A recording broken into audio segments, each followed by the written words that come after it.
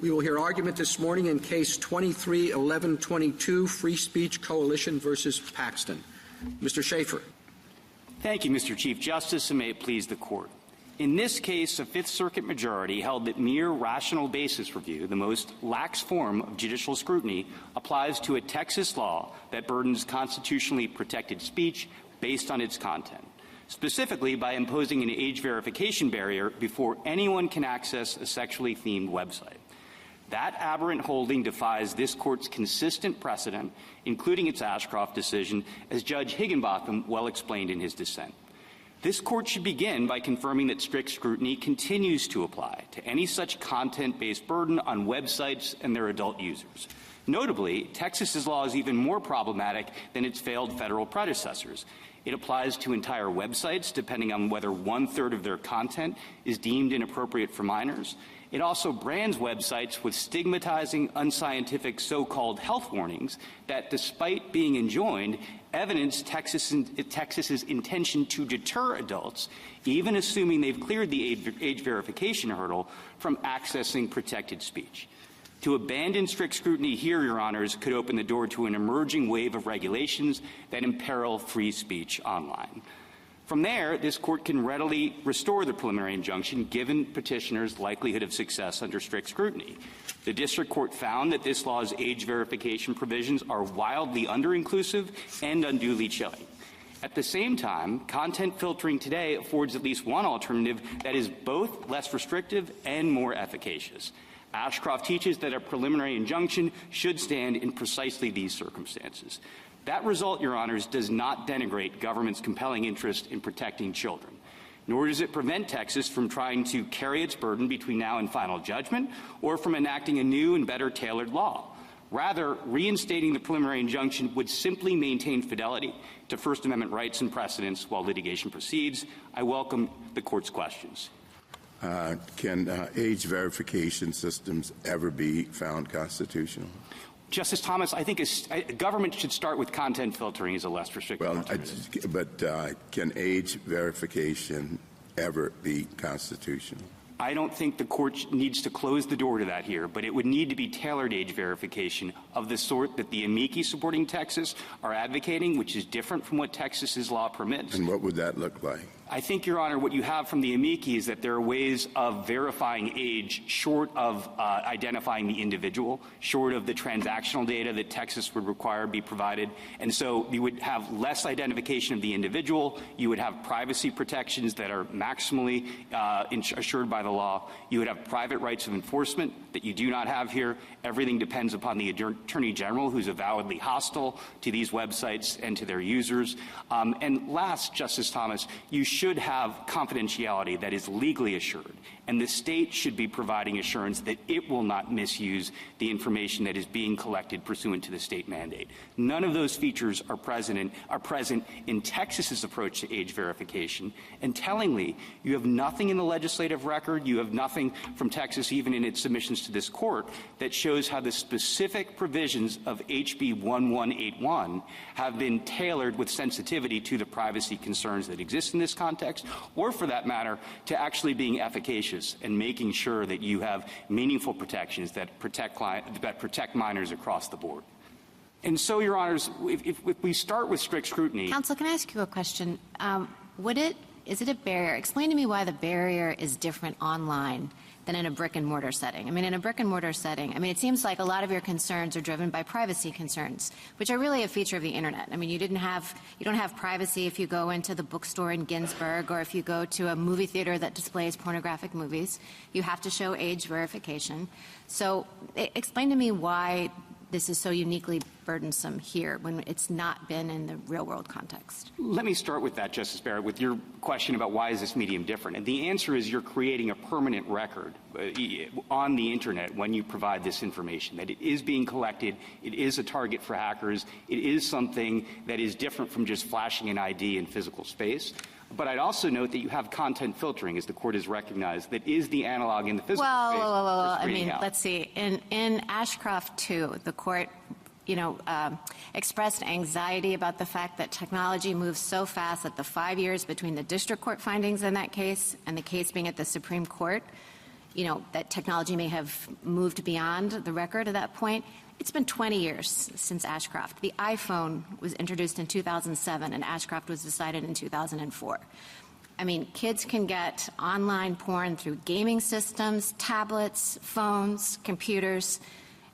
Let me just say that content filtering for all those different devices, I can say from personal experience, is difficult to keep up with. So, and I think that the explosion of addiction to online porn has shown that content filtering isn't working. Justice Barrett, let's flash forward on the technology. I think it is actually common ground that content filtering today is technologically better than ever, more readily available than ever. It's employed by this court. It's employed in workplaces throughout America. And it's agreed by the experts for both sides that it can work, specifically in this context, of parents protecting their kids through all the devices that Your Honor just cataloged. You can find that in This court has an IT department, and so do workplaces. But this is content filtering software that's designed to be implemented in the home. And so if you look at Joint Appendix 275-76, 282, 285, you can see Mr. Allen testifying for Texas about content filtering today being fit for purpose. It's a question of adoption. And as to that, I think it is telling that Texas has not considered the possibility of educating parents, encouraging parents. There was a proposal as to this law, specifically to say that devices would automatically install content filtering. That would be legally required. They dropped that. Texas dropped that without any explanation whatsoever. You can find that in the Joint Appendix at 255-56. Texas decided that they would empower parents and equip parents, and then without explanation decided they would skip ahead to this very chilling step. Mr. Schaffer, do you know a lot of parents who are more tech savvy than their 15-year-old children? Justice Alito, it's a fair question, and I don't know that I think kids may be ahead of parents, but that's a problem with this law. It's not solving for the fact that... Well, it's a problem with filtering, isn't it? I don't think it is, Justice Alito, because this is filtering software that is designed to withstand circumvention, including by sophisticated tech people in the workplace and in courthouses. I mean, Mr. Schaffer, come on, be real. There's a huge volume of evidence that filtering doesn't work. We've had many years of experience with it. We now have many, many states who have adopted age verification requirements. You think they just, why are they doing that if the filtering is so good? Respectfully, Justice Alito, they made no efforts to encourage content filtering or to educate about it. And look, Justice Alito, at the health warnings that are in this law. Those are designed to change established behavior. Those are not before us. So is your argument that this is unconstitutional because it was motivated by improper bias in the part of the Texas legislature that voted almost unanimously for this law? I would suggest that to Your Honors, but I don't think you need to go that far. What I would say is that they wanted to skip ahead to the more chilling efforts to change behavior as opposed to starting with content filtering or even considering it. But the point is that content filtering may work to some extent, but it doesn't work to the same extent in achieving the government's interest. At least that's the argument. And the relevant inquiry is not, does content filtering work? It's, does it achieve the interest to the same degree? And as Justice Barrett indicated with Ashcroft, Justice Breyer's opinion in Ashcroft, whether it was right or wrong at that moment, seems correct today, or at least prescient today. Justices Kavanaugh, Alito, Barrett, I would encourage you to look at the district court's findings in the petitioner's appendix 112 to 114 about all the gaps in Texas's approach to regulating. Foreign websites are going to be completely undeterred and unchanged. You have VPNs that tech-savvy minors can use to make it seem like they're outside of Texas. You have search engines. You have social media. All of those are designedly outside the scope of Texas's law, and the only way that kids are actually going to be protected from all those many sources that are the most readily available. Well, that's an under-inclusiveness argument, and I don't think we've said that as a state has to tackle every aspect of the problem, or else it can't do anything. All I mean to suggest is that a genuine effort, a serious effort to regulate in this area would look like the federal laws that Your Honors were considering that said, irrespective of source, there's certain content that is sexually explicit and inappropriate for minors, and that is the subject of the law. What do you mean by genuine and serious? You don't think they're genuine in their interest? I think that they're genuine in their interest, Justice Kavanaugh, but I think that their interest is a broader anti-porn interest in preventing willing adults from accessing this content, and they want to make it more difficult, they want to make it costlier, they want to make it chilling. And so, Justice Kavanaugh, what I would say is, crediting the Court's concerns and the concerns of a responsible government that wants to regulate here, I think you should wait for a government that actually shows they're making serious headway to tackle the problem. Could I take you back to Justice Barrett's initial question? This was about brick-and-mortar stores, and if there's an age verification requirement about, like, porn magazines, is that also subject to strict scrutiny? Are you saying that that should be analyzed the same way? I need to see the law, Justice Kagan. I would. I think if it's an age... No, I don't think you need to see the law. It's just this. It's an age verification requirement, but it applies to brick-and-mortar stores, and it relates to the distribution of, printed smut. Here's all I mean, Justice Kagan. If that law was to say age verification takes the form of an affidavit or show your birth certificate, I think that would absolutely, of course, be subject to... Well, it's an age verification law that requires the same kind of documentary proof or whatever that this law does. I think if it's going beyond the New York law that was addressed in Ginsburg, as I understand Your Honor's question, I think it would be subject to strict scrutiny. It would almost surely satisfy that scrutiny unless it was gratuitously designed to chill the adult customer from making the purchase. And why is it that law would satisfy strict scrutiny, but this law does not? Because it's tough to imagine, Justice Kagan, how else you would be getting after the point of purchase exchange to a minor, short of what Your Honor is describing, assuming that this is the kind of traditional sort of law. I do note we agree with the Institute. So if that's the case, your answer to that really depends entirely on content blocking, the availability of content blocking in the online space. I don't think entirely, Justice Kagan, because if you go to a store and the clerk is just looking at an ID, there's not a special cost associated with that. When you have age verification for every single user in the Internet context, and you're multiplying those costs, $40,000 per 100,000 users as found by the district court at a minimum, you have a serious burden on the speaker. And we agree with the Institute for Justice in its amicus brief that when you have a law that reads as this law does, saying if you are sponsoring sexually explicit content online, you must answer to an across-the-board age verification mandate. That, Your Honors, is content-based discrimination. That is a content-based burden. That should always trigger strict scrutiny. Well, the court... I'm sorry. I just want to pin you down a little bit, if I can. I'm going to try. Do you agree that, at least in theory, brick-and-mortar institutions shouldn't be treated differently than online and vice versa? That principle that we shouldn't have a constitutional regime that prefers one technology over another. We said as much in Wayfair. Justice Gorsuch, do you agree with that principle? I think it's a different medium, so I don't want to be difficult with Your Honor's question. I do agree. Oh, sorry. I'm going to press you. All okay. right.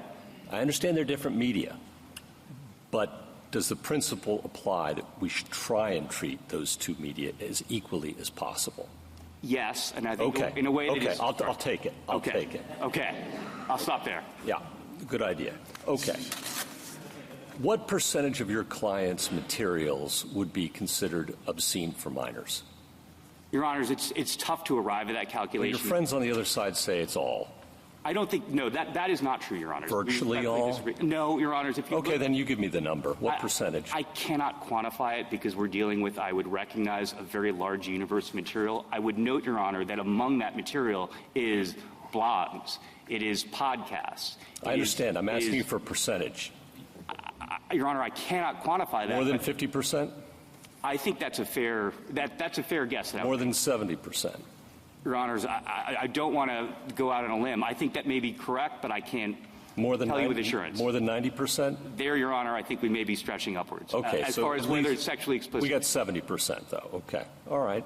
And then do you agree that there is a compelling government interest in keeping obscene materials from minors? Yes, unequivocally. Okay. Thank you.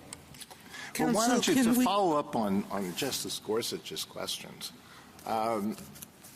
why don't you talk about the most popular porn sites, which I gather you're representing? So one of the parties here is the owner of Pornhub, right?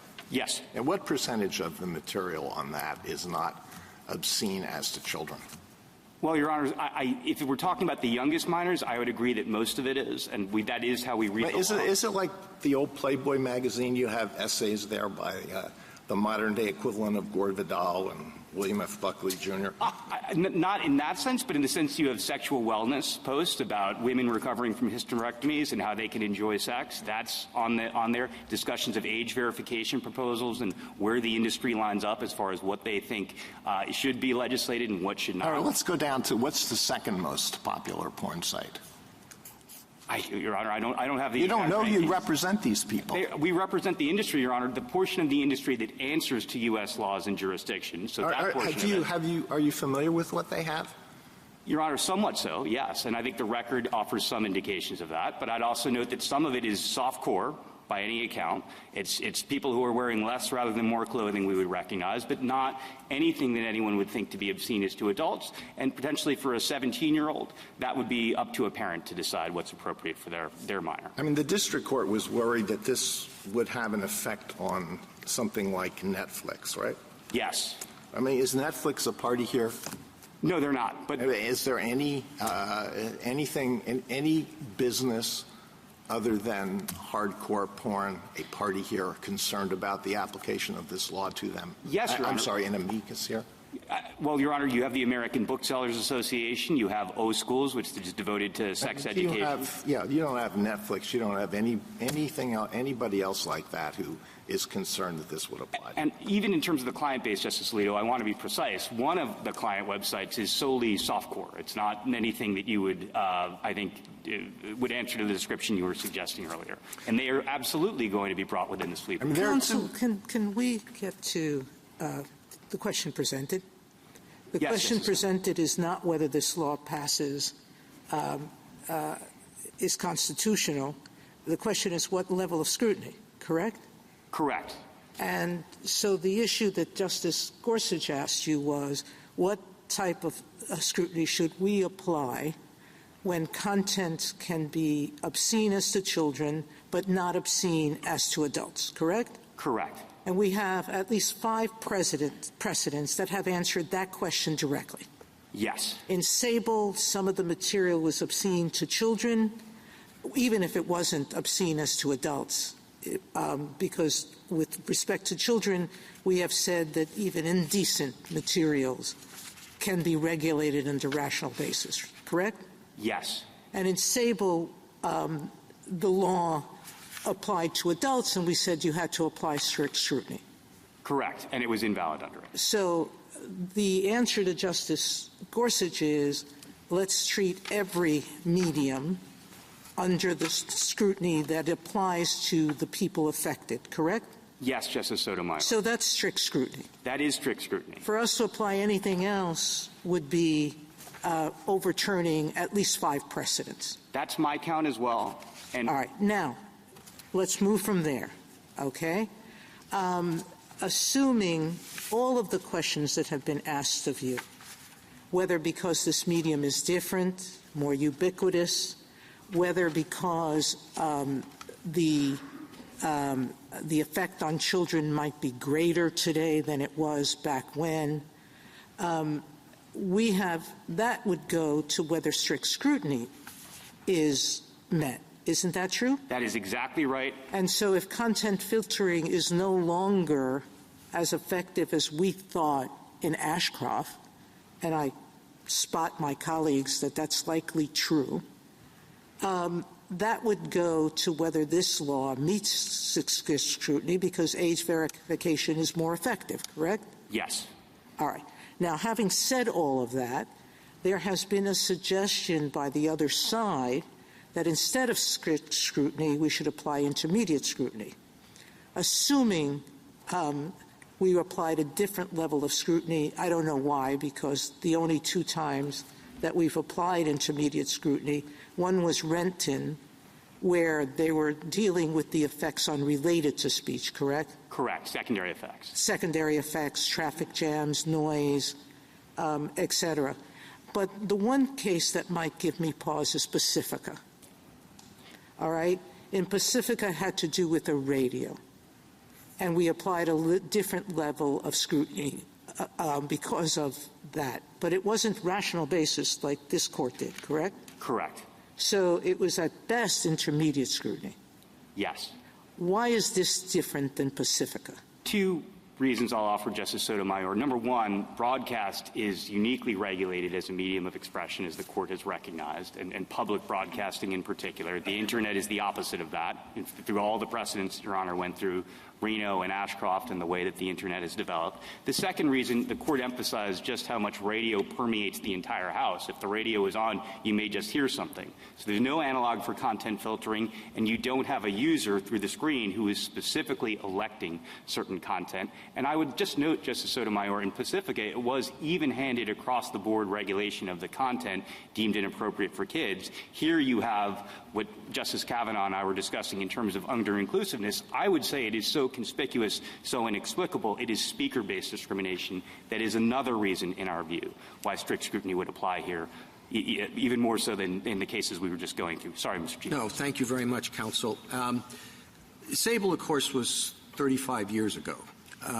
In that period, the technological access to pornography obviously has exploded, right? I mean, it's very difficult for 15-year-olds, whatever, to get access to the type of things that is available with a push of a button today. And the nature of the pornography, I think, has also changed in those 35 years. And so are those the sort of developments that suggest revisiting the standard of scrutiny is something that we should at least consider, as opposed to keeping a structure that was accepted and established in an entirely different era? I'd respectfully urge you not to, Mr. Chief Justice, and for the same reasons that Your Honors did in the Holder case, in the Yulee case, and opinions that you wrote, Mr. Chief Justice. The extent of the interest does not change the standard of scrutiny. It simply goes to whether the applicable scrutiny is satisfied. And we are here conceding explicitly that there is a compelling interest that is at work in this area. We encourage state efforts to regulate in a way that is properly tailored, is respectful of adults' rights, and is really going to help protect kids. And so that, Your Honors, is exactly where strict scrutiny does its work. And I think for the reasons that we were discussing with Justice Sotomayor, it is as well warranted here as in the entire string of cases where Your Honors have continuously applied strict scrutiny, even as there were new problems, new technologies that government was trying to tackle. Thank you, counsel. Justice Thomas? Justice Alito? Justice Sotomayor mentioned some of the precedents that have been cited by the parties in this case. She didn't mention Ginsburg versus New York, which was perhaps the decision that the Court of Appeals relied on most heavily. So I would like you to explain why rational basis was appropriate in Ginsburg and not appropriate here. What you say in your brief is, the law at issue in Ginsburg did not place any restriction on adults' access to sexual materials. It did not, for example, require sellers to conduct age verification of adult customers. How can that be true? Suppose a youngish-looking person went into Mr. Ginsburg's store and wanted to buy a girly magazine. Mr. Ginsburg faced the possibility of criminal prosecution if he did not verify that that person was not a minor. So why is there not age verification built into the issue in Ginsburg? Justice Alito, if it's built in, it's tailored age verification, just as you were suggesting with the question. Most purchasers, if I myself were the purchaser, I don't think I would be carded. The New York law said that if there was a knowing sale to a minor, or someone whom the seller should suspect to be a minor, that was the exceptional instance where you might have, subject to the seller's discretion, some reasonable effort to ascertain the age. Well, if what you're facing is possible criminal liability, you may want to err on the side of safety. I know that when I try to buy wine at a supermarket, they require me to show an ID. I take it, it's kind of, I'm flattered by it. I've had the same experience. But, Justice Alito, I don't think the senior citizen under the New York law would be as likely to be asked to produce verification of age, and it certainly wasn't an across-the-board age verification mandate that has costs and burdens and children. I think we're off on a 10. Sorry. Let me move on to something else. So you agree that the state has a compelling interest, but you say they have other ways, less burdensome ways of serving that interest. And I just want you to go through those. So one is filtering. We've talked about filtering. Another that you referred to in passing was putting some kind of a blocking device on every device. You want this built into every smartphone. Is that the idea? So it's available. Yes, Justice Alito. Right there at the click of a button. Why is that less burdensome? First of all, it's not burdening speech. It's the conduct of producing the device that's subject to the regulation. You also don't have someone, when they're accessing extremely sensitive content online, merely by virtue of that, going through a separate transaction where they're identifying themselves in a way that is specific to that content, the most sensitive, private, compromising content. And you don't want, your clients don't want to pay for it. You want to put the cost on Apple and Google, right? Well, Your Honor, what's involved. I'd also note it's not a tax on the speaker, which has been a traditional paradigmatic concern of the First Amendment. Here, it is the speaker of the particular expression who, by virtue of that content, is subject to the tax. And what other ways of furthering this interest do you think the state should have adopted? Two more. You could have blocking at the Internet service provider level, subject to the election of the adult who's in charge of the account, so that you could have it cut off at the source so it doesn't flow into the household unless the adult has authorized it. And the other, as I was discussing with Justice Thomas, if the state is to pursue age verification and the court is to suggest that that is open to the state, notwithstanding the availability of these other alternatives, let them do that in a way that is well considered and tailored so that the age verification process is no more burdensome than it needs to be. You have guarantees about what that age verification looks like. You have privacy protections. You have confidentiality. You have enforcement mechanisms that are available to the aggrieved private party. This law, HB 1181, does not answer to any of them. There are services that provide age verification for lots of, and they are used for lots of purposes, for online gambling, for purchasing tobacco products, and they have very tough privacy limitations built into them.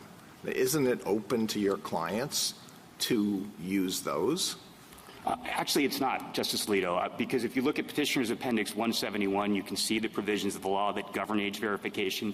It has to be one of three things. Either a digital ID, which everyone agrees is not available in Texas, so that's the number one alternative is not there to be used. The second is a government-issued ID, which everyone agrees is exceptionally chilling, perhaps the most chilling way to identify yourself to a hostile government. And the third is dependent upon commercially reasonable methods that rely upon transactional data, Justice Alito. So that's things like your mortgage application. So you could not use Yoti, for example. Your clients could not use that. We don't think so, Justice Alito. By all indications, that is ruled out.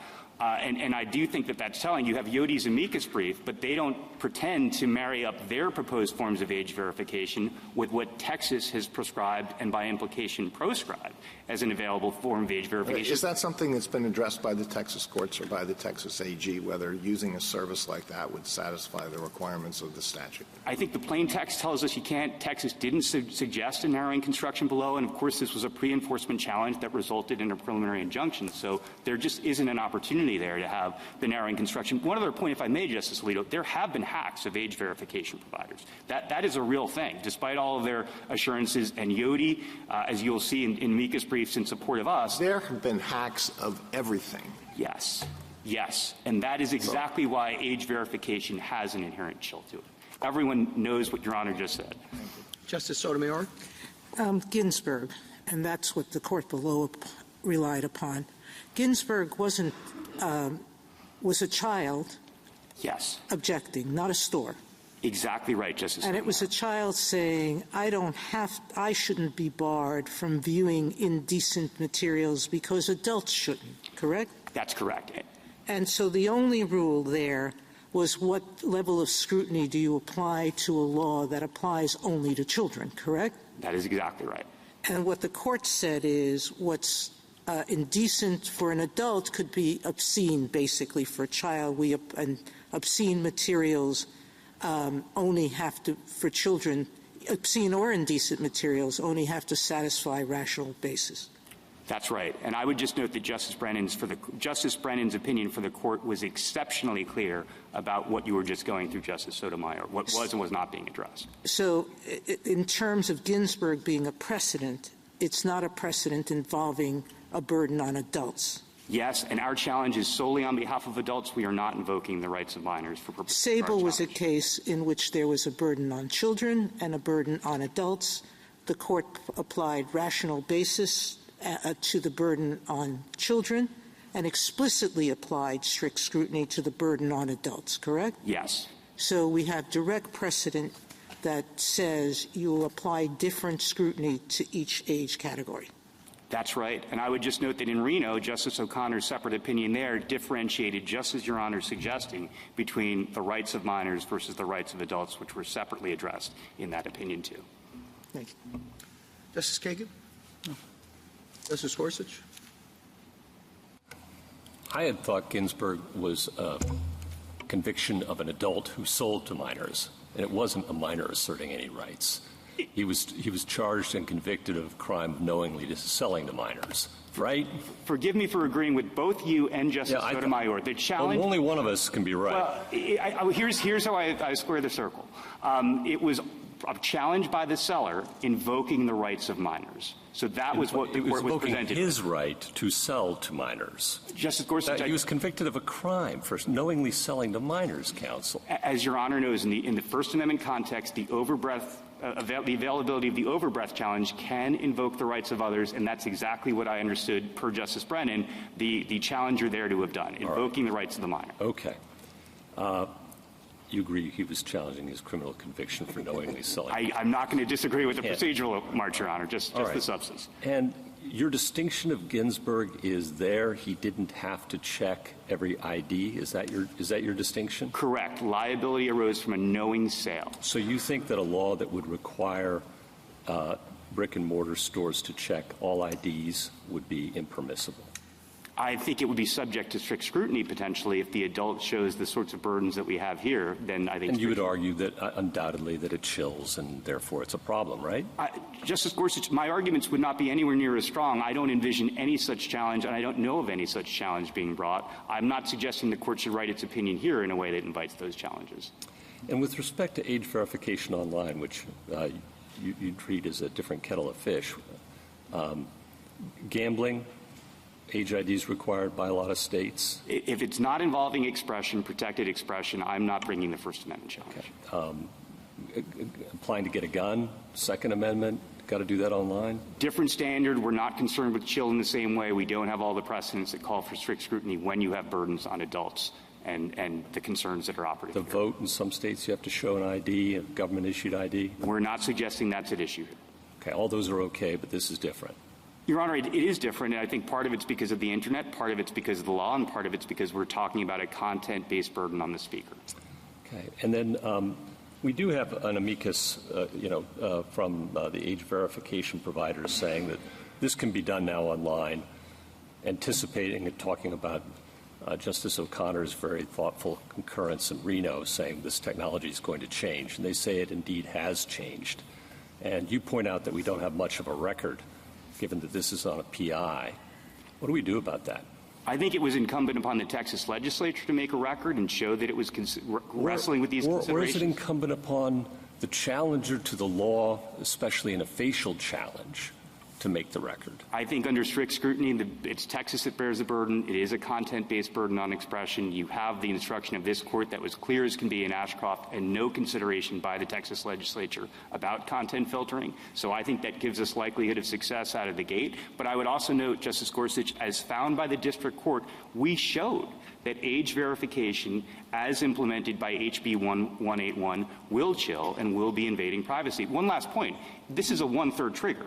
And what Your Honor's positing is a more targeted law, a more tailored law that says here's a particular concern and we're regulating according to that.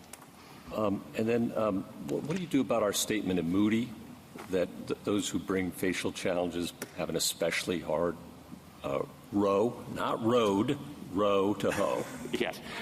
We think we've done what Moody's would require any First Amendment challenger to do. We've shown that the heartland applications are unconstitutional, particularly when it comes to lack of tailoring. As you expand beyond these particular challengers who are the avowed targets of the law, the analysis only gets worse for Texas. We don't read Moody's to have transformed First Amendment jurisprudence so that you can never bring a First Amendment challenge when you're dealing with certain unknowns and a wide array of speech that's being regulated.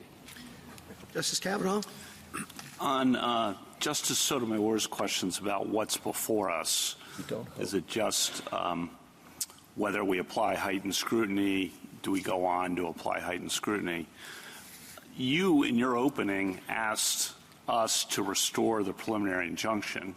In order to restore the preliminary injunction, as you are asking, we have to make an assessment of likelihood of success on how the standard is applied, not just what the standard is. Correct? Correct, Justice Kavanaugh. So I'm respectfully making that ask of the court, but we recognize you could stop short. Okay. And do you dispute the problem that Texas is targeting of children's access to pornography? We don't dispute the underlying problem. We support efforts to solve the problem as long as they're properly tailored. Do you dispute the societal problems that are created both short-term and long-term from the rampant access to pornography for children? Justice Kavanaugh, that is a complicated question that I don't know that I can speak to definitively. I would say this. I think that there is a discussion, a robust discussion, and a healthy discussion about whether all sorts of things involving screens and the Internet and social media and interactions over the Internet, whether those are unhealthy for children. Okay. And we understand that this is part of that discussion. I just don't think it's confined, as Your Honor was suggesting with the question, to pornography. And then thinking back to Ashcroft 20 years ago versus now, age verification technology has become cheaper, more effective in preventing circumvention. At least that's what is represented to us. Do you dispute that? I think that the technology has evolved. We don't dispute that. I think the forms of age verification that are built into the law are absolutely susceptible to cheating because you can get the supposed proof of age. The question was whether it's improved since the time of Ashcroft. I think that it has improved, Justice Kavanaugh. I don't know that it's fit for purpose, but it has improved. And then European countries, France and others, are requiring age verification for this kind of thing. Your Honor, they have explored it. I would note that the UK has actually suspended age verification pending technological developments. And they do not, to the extent that they require age verification, the way that they're doing it looks fundamentally different from Texas because, as Your Honor knows, Europe builds in all sorts of ferocious privacy protections and penalties if there are violations. That's a fair point there. On this, on the change in technologies, how do we evaluate the ubiquitous nature of smartphones that did not exist at the time of Ashcroft? I think it tells you that this law is not going to accomplish its aims because the smartphone can access the foreign websites. It can you can use VPNs at the click of a button to make it seem like you're not in Texas. You can go through the search engines. You can go through social media. You can access the same content in the ways that kids are likeliest to do. And HB 1181, by its design, does nothing. I do mean nothing to address that. And again, I'm asking those questions because you are asking us to restore the preliminary injunction, and therefore we need to have some sense of those questions. I appreciate the question. Yeah. And last, on stare decisis, because that's been raised appropriately, how do we think about stare decisis with a case like Ashcroft as to its evaluation of the facts on the ground as opposed to its legal standard articulation? I think Ashcroft was exactly on point because it was predictive. It was not the court saying definitively that here is the way of the world for all time. And Do you think it's permissible for the court to say, you know, looking at it now with the technology as it's evolved, with the smartphones, with the experience of the problems caused by children's access to pornography, that we now essentially agree with Justice Breyer's evaluation of how to apply this standard? Respectfully, no, Justice Kavanaugh. And why is that? Because of the posture we're in. We're here on a preliminary injunction. That likelihood that we would agree with Justice Breyer. Well, but Justice Kavanaugh, I think the district court has work to do as reflected in its undisturbed, unchallenged, well-substantiated findings about what the record says about these But you agree right now. To restore a preliminary injunction by this court, we would have to find that you have a likelihood of success on how whatever level of scrutiny is applied, correct? I have a friendly amendment to that. You would find that the district court did not abuse its discretion by so concluding preliminarily in predicting likely success based upon a preliminary record. That's exactly what Ashcroft addressed. That's exactly what Your Honors have before you in this. Okay. Thank you very much. Justice Barrett. Question about the level of scrutiny. So this law is a little bit, well, there are significant differences between the way this law works and the way the law worked in Ashcroft 2. And we all agree, and I understood you to concede earlier, that a minor, that only rational basis would apply if a minor brought a First Amendment challenge to this law, because the law very specifically tracks only the category of speech that minors have no right, that's obscene for minors, so that minors have no right to access, right? I do agree with that. I would just note, Justice Barrett, that here we don't know the age of the minor in question, so I don't want to prejudice the right of a 17-year-old to say I'm being limited to the rights of a 3-year-old, but we're not here asserting any such theory. Point taken. What I'm getting at here is, and just in thinking about whether strict scrutiny is the right standard, the law draws a line between speech that's entirely unprotected as to one class and speech that is protected. It doesn't try to infringe upon the ability of adults to get it. I understand it burdens it with the age verification, but it doesn't prohibit it. The law in Ashcroft 2 was content discrimination on its face because it actually made it illegal to post it, right, absent the age verification defense. Subject to the affirmative defense, Subject Your to Honor the said. Right. Yeah, I agree, and I'm just exploring this with you. So this law works a little bit differently because the content-based line that it draws, I mean, it's not altogether taking this content off the table, right? You can still display it. Pornhub can still have its videos up. But there's the age verification requirement is the burden. I guess I'm wondering if there's an argument for it not being strict scrutiny, not being rational basis, but maybe we should be thinking of this as the age verification requirement burdens the adult's right to access the material, but in a way that's not trying to discriminate on the basis of content. I know you have to see the content in order to decide where the age verification requirement applies, but, you know, City of Austin says not every check of the billboard triggers strict scrutiny. Excuse me. What do you have to say to that? 2 points, if I may. The first is what Your Honor is positing is dependent upon the premise that they're not putting anyone out of business and preventing them from showing their content. The record says otherwise. I mean, the costs of age verification are such that some speakers cannot continue to speak here. And the second, Justice Barrett, I do agree with Justice Sotomayor's questions that in Playboy, in Sable, the court was dealing with restrictions that were not total bans, especially in Playboy. It was just an effort to essentially say we're going to channel this expression for adults. It's still available for adults. It's just in a way that shields minors from it. That's exactly where the court said that the burden in that case was analyzed no differently from the ban, at least for purposes of the applicable standard of scrutiny. Okay, thanks.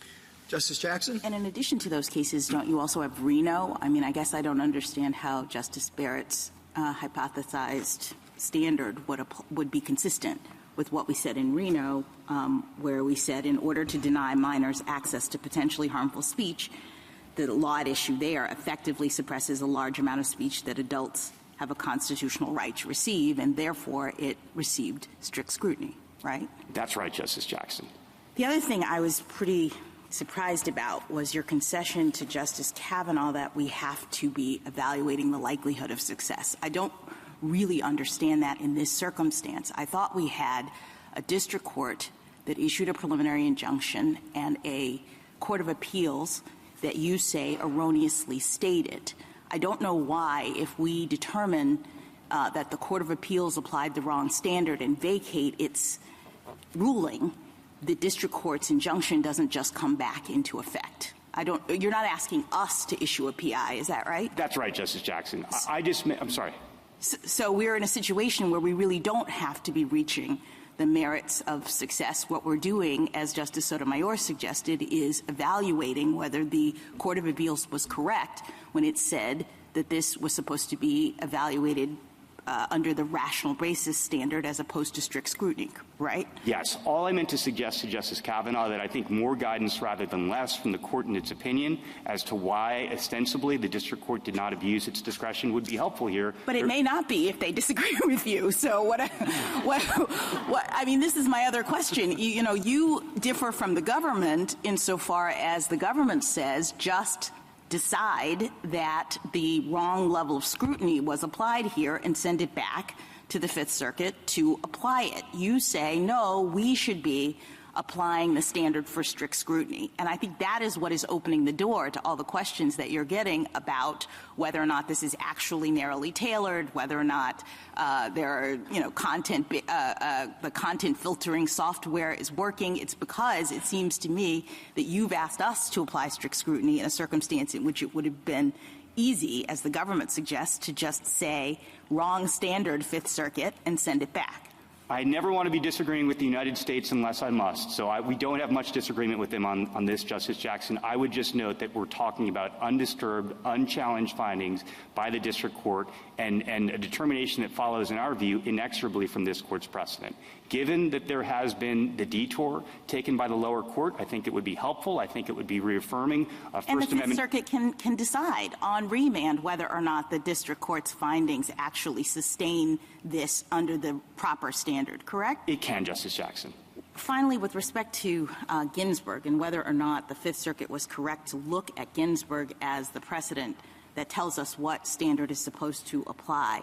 In your colloquy with Justice Gorsuch, he did, and you admitted that we're talking about a person who was convicted and he himself was an adult, but I understood the court to have told us what the issue is. Well, first of all, the court in the opinion says that his, meaning the person's contention, is the broad proposition that the scope of the constitutional freedom of expression secured to a citizen to read or see material concerned with sex cannot be made to depend on whether the citizen is an adult or a minor.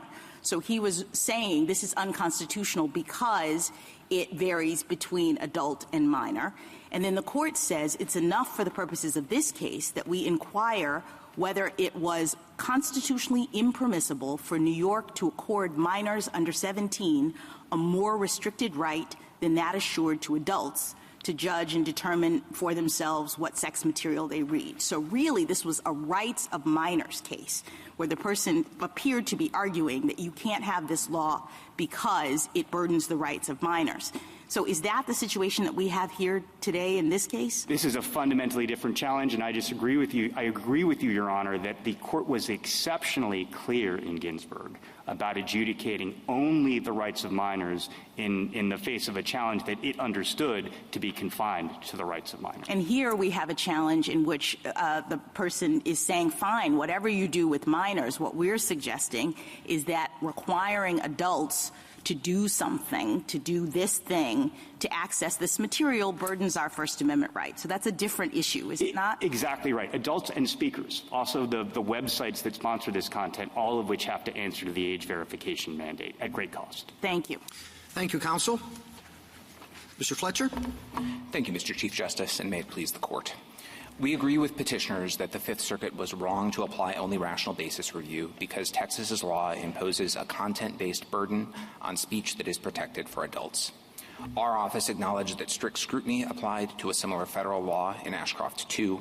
This Court agreed, and we haven't identified a basis for applying a different standard here. Critically, though, that should not prevent Congress or the states from restricting the distribution of pornography to children online, just as states have traditionally done it in brick-and-mortar stores and theaters. In remanding for the application of strict scrutiny, we'd urge the Court to emphasize 3 points. First, the government has a compelling interest in protecting children from harmful sexual material online. Second, a law serving that interest is valid as long as it does not burden adult access more than necessary to exclude children.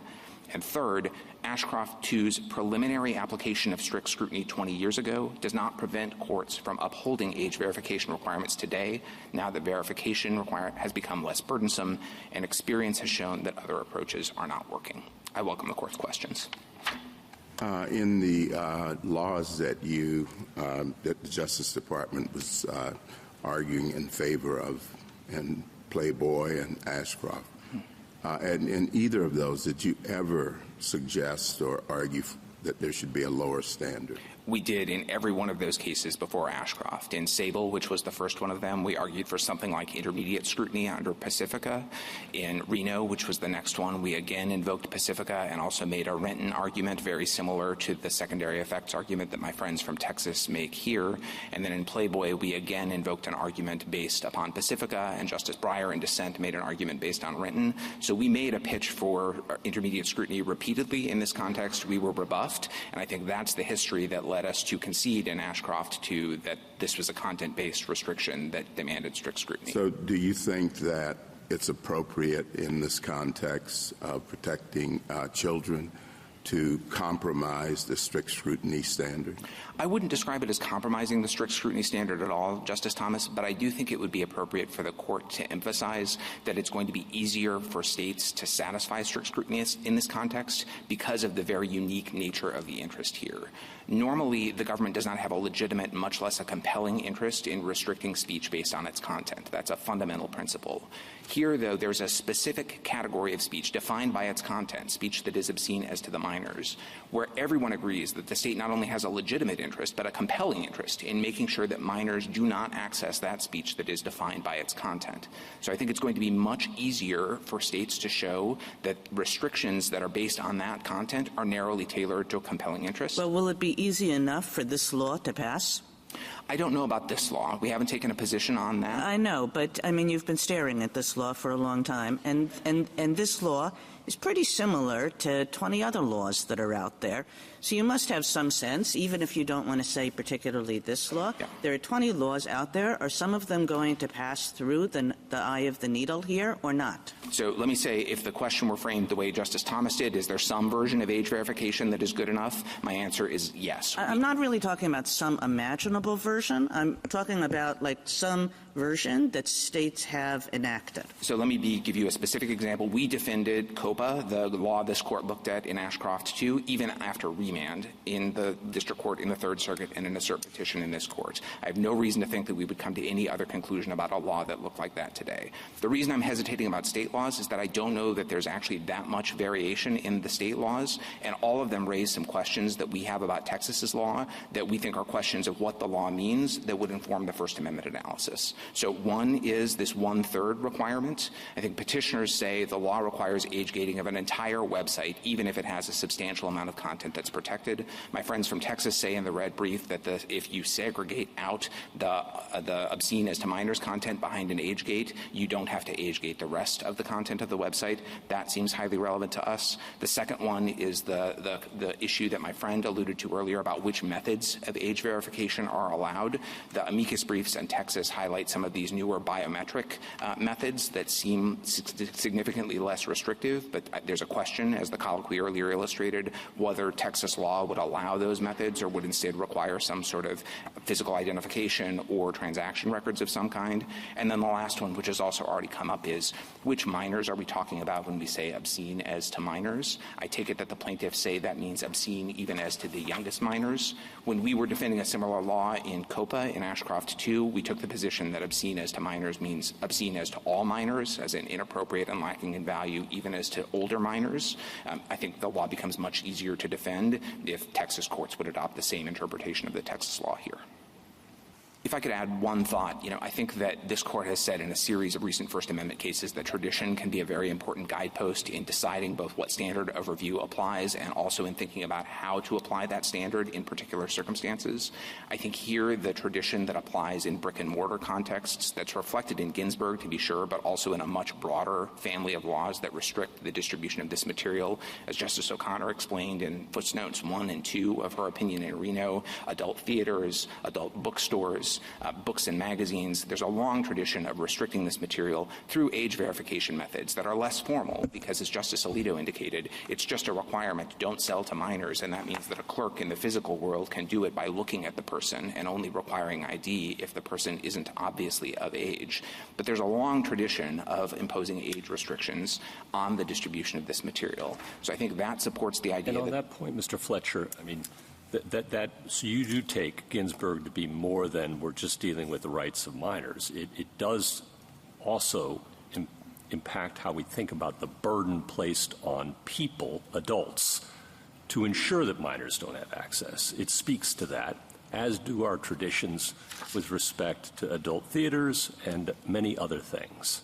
I agree with that wholeheartedly as to the tradition that's reflected in the law that was at issue in Ginsburg. I think I read Ginsburg the same way that Justice Jackson does. No, I understand that, but it's a necessary implication of the decision. Right. No one thought that that law was invalid. I think everybody understood. It's a content-based law, but everyone understands that the burden on adults is okay because requiring ID is the least restrictive way of keeping the material away from children. In Sable, there's burdens on speakers that we think are okay to protect against obscenity, right? Right, and the court suggests that in Sable, I think there it was a ban on the dial-a-porn messages, and the court suggests some sort of age verification or something like that would be a better way to do it. And that would be a burden on the speaker. Exactly, and yes. Same thing with adult theaters and all, so on and so forth. Okay. If we were to vacate the Fifth Circuit, as you've suggested, there's some question and discussion about what the world looks like then. Mm-hmm. Would the preliminary injunction of the district court spring back into effect so this law that's already taken effect will now no longer be enforceable? So I think that'll be a question for the Fifth Circuit in the first instance. If this court vacates and sends it back to the Fifth Circuit, when the court's mandate issues, the appeal would spring back to life in the Fifth Circuit, and it would go back to the state of the world before the Fifth Circuit issued its opinion. The state of the world was that the Fifth Circuit had granted a stay of the preliminary injunction pending appeal. I think it would be open to the Fifth Circuit, with the benefit of whatever guidance this court provided in its opinion, to decide in the first instance whether to reinstate that same stay pending its further consideration. How could it do that if we've told them they've done the wrong standard? I suppose they'd have to go back and do the right standard. But in the interim, what happens? Well, I think, there would be some period of time. I think it's 35 days before this court's mandate issues. If I were Texas, I would go to the Fifth Circuit in the meantime and ask to reinstate the stay. And I think the Fifth Circuit should look at it with the benefit of this court's guidance. And I note that as the parties have informed the court on Monday, a panel of the Sixth Circuit stayed a preliminary injunction of Tennessee's very similar law and said that they concluded that a stay was appropriate, even on the assumption that strict scrutiny applied. Mr. Fletcher, I share some of Justice Thomas's discomfort with watering down strict scrutiny. Mm-hmm. And I think it's common ground, even with petitioners, that the state has a compelling interest in protecting minors. And I think petitioners would be back here challenging even a different law as failing strict scrutiny, but they've left open the door to the possibility of it satisfying strict scrutiny. But, come on, fatal in fact. And I think there's a sense here that the state should be able to protect minors from some of this, but there's not a whole lot of room in the way we traditionally understand strict scrutiny for that to happen. What is your reaction to spillover effects and whether this really would be kind of loosening strict scrutiny? So I appreciate the concern, and I guess I'll say just as a matter of first principles, some of your earlier questions got it. Wouldn't intermediate scrutiny make sense here? I have a lot of sympathy for that because if we were writing on a blank slate, as I said to Justice Thomas, the government was arguing for something like intermediate scrutiny in this context. So as a matter of first principles, I think there's a lot of force to that. But we're not writing on a blank slate. We have this series of precedents. And so then I think the question is, can we find room for this intuition within the parameters that the court's decisions set? I think you can, as some of the reasons I was explaining earlier explain. This is the case where the state has a compelling interest in restricting speech based on its content. That is exceedingly unusual, right? And so I think for the court to say states have room here even under strict scrutiny, but that is because of the particular and unique nature of the interest here, I think would give states the room that they need in this context, but without watering down the strict scrutiny inquiry in other contexts where that's just not going to be true. Thank you, counsel. In terms of the precedents that you're talking about, there are cases where the technological developments caused the court to reconsider the precedents that were developed under, not quite the horse and buggy days, but prior to very significant changes. Now, why isn't that a pertinent factor to consider here?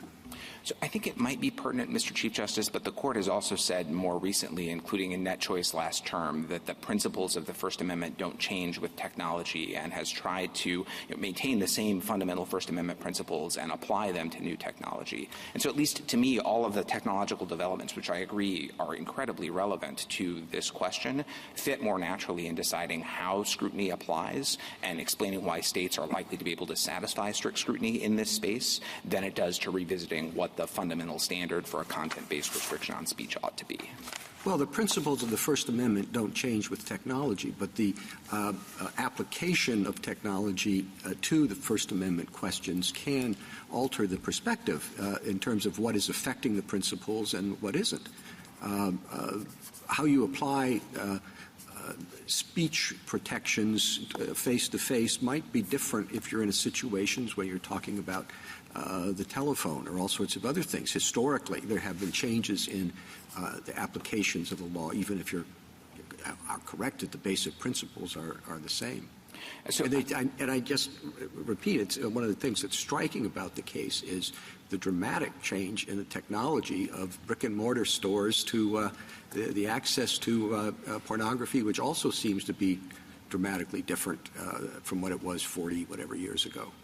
So let me try answering that two ways. One is that I do think there's force to the idea that there has been a lot of change, but that argument sounds a little bit like the argument that Texas and Florida made last term in Net Choice, where they said the content that's going on social media platforms is totally different than the editorial page of the Miami Herald. That calls for a different standard of scrutiny, and this court said, no, we're going to keep the same standard of scrutiny, but acknowledge that the application might be different because of the different facts. I think the way to be consistent with that here would be to stick with the same standard. The second thing is if that doesn't persuade you, I think it might be a reason to revisit the standard of scrutiny if you reach the conclusion that strict scrutiny does not give states the window, the freedom to solve this problem. We think that there's reason to believe that it does leave them that freedom, and if that's true, then I think that's another reason not to revisit precedent in this area.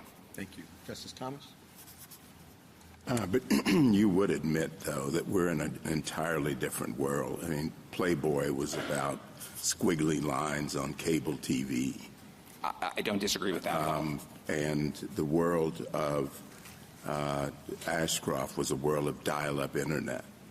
Exactly. Ashcroft was worried about children accessing this material on, at home, on home computers, in libraries, in schools. Now every child has a smartphone in their pocket with a high-speed internet connection. And didn't change in technology affect our opinion from the reversal from Quill to Wayfair?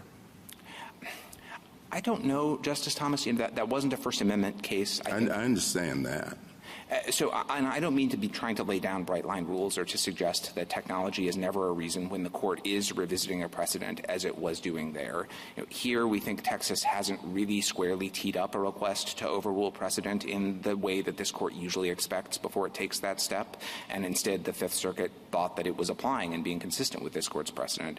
We don't agree with that. Again, I think if you were going to take another look at Ashcroft based on a party coming in and making a pitch to overrule it and the other line of precedent that it stands on, then technological change might be relevant. Our submission here is just that you don't need but as well as the fact that you thought that your argument in some of the earlier cases like Reno, you suggested a lower standard of scrutiny, and you thought it would certainly play a role here now.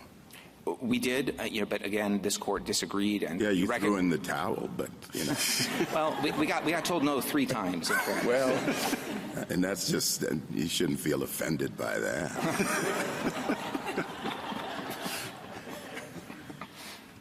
Justice Alito? Well, I don't want to belabor Ginsburg too much, but it is a precedent of the court, and. You don't want us to overrule it, do you? No, not at all. All right. So you then have to explain why it is not very important, if not controlling here. And what I have heard from you you'll correct me if I'm wrong, is that Ginsburg did not consider the burden on the seller or the burden on adults who wanted to purchase these magazines. Is that how you distinguish it?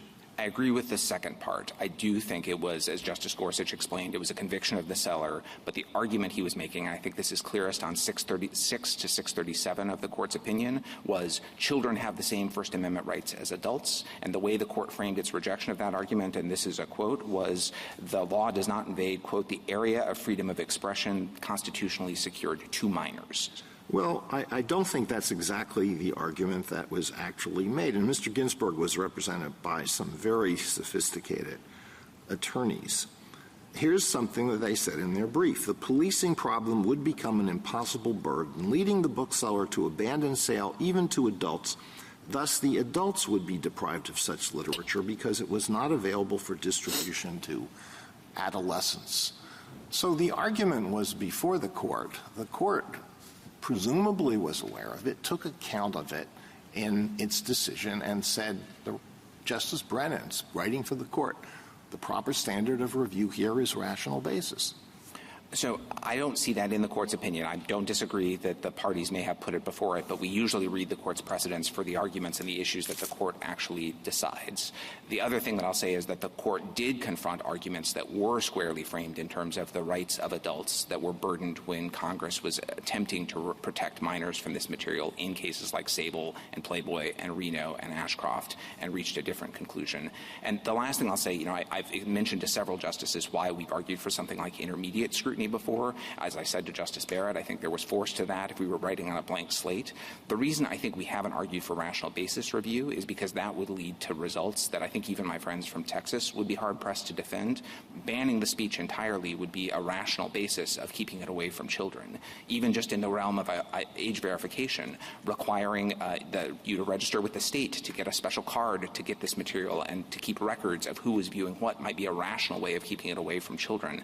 But those are very hard laws to defend, and I think that's another reason why we've shied away from arguing that Ginsburg means rational basis in this space. I want to go back to your assertion that if we thought that the Fifth Circuit applied the wrong standard of review, we would be required to cause the preliminary injunction issued by the district court to spring back into effect. Why would that be true? The question before us is whether we should reverse a decision that stays that preliminary injunction. So would we not have the power to reverse the decision insofar as it said that rational basis was the proper standard of review, but leave it in place because we thought, hypothetically, that this law would satisfy even strict scrutiny? Would that be beyond our power? Just to get the procedural posture exactly right, I don't think what's before you is a decision on the stay. What's before you is the Fifth Circuit's final decision reversing the preliminary injunction in this part. Yes. And so if you vacate that decision, I think normally it would return the case, the appeal, to the Fifth Circuit, and the ball would be in the Fifth Circuit's court in the first instance. Well, it would return the case to the Fifth Circuit on the terms that we thought were appropriate in returning it to the Fifth Circuit. And again, I don't suggest the court lacks the power to, if it wanted to grant some sort of a stay itself. I'm sure that there's a way for the court to do that. If the court wanted to provide guidance in its opinion, including very prescriptive guidance, I'm sure the Fifth Circuit would follow that guidance in deciding what the status quo ought to be while the litigation continues. All right, just so that I have them fresh in mind, you mentioned certain matters that you thought would be important to clarify under state law in making a judgment about whether this law satisfies strict scrutiny. Could you just tick those off again for me? Sure. There are three.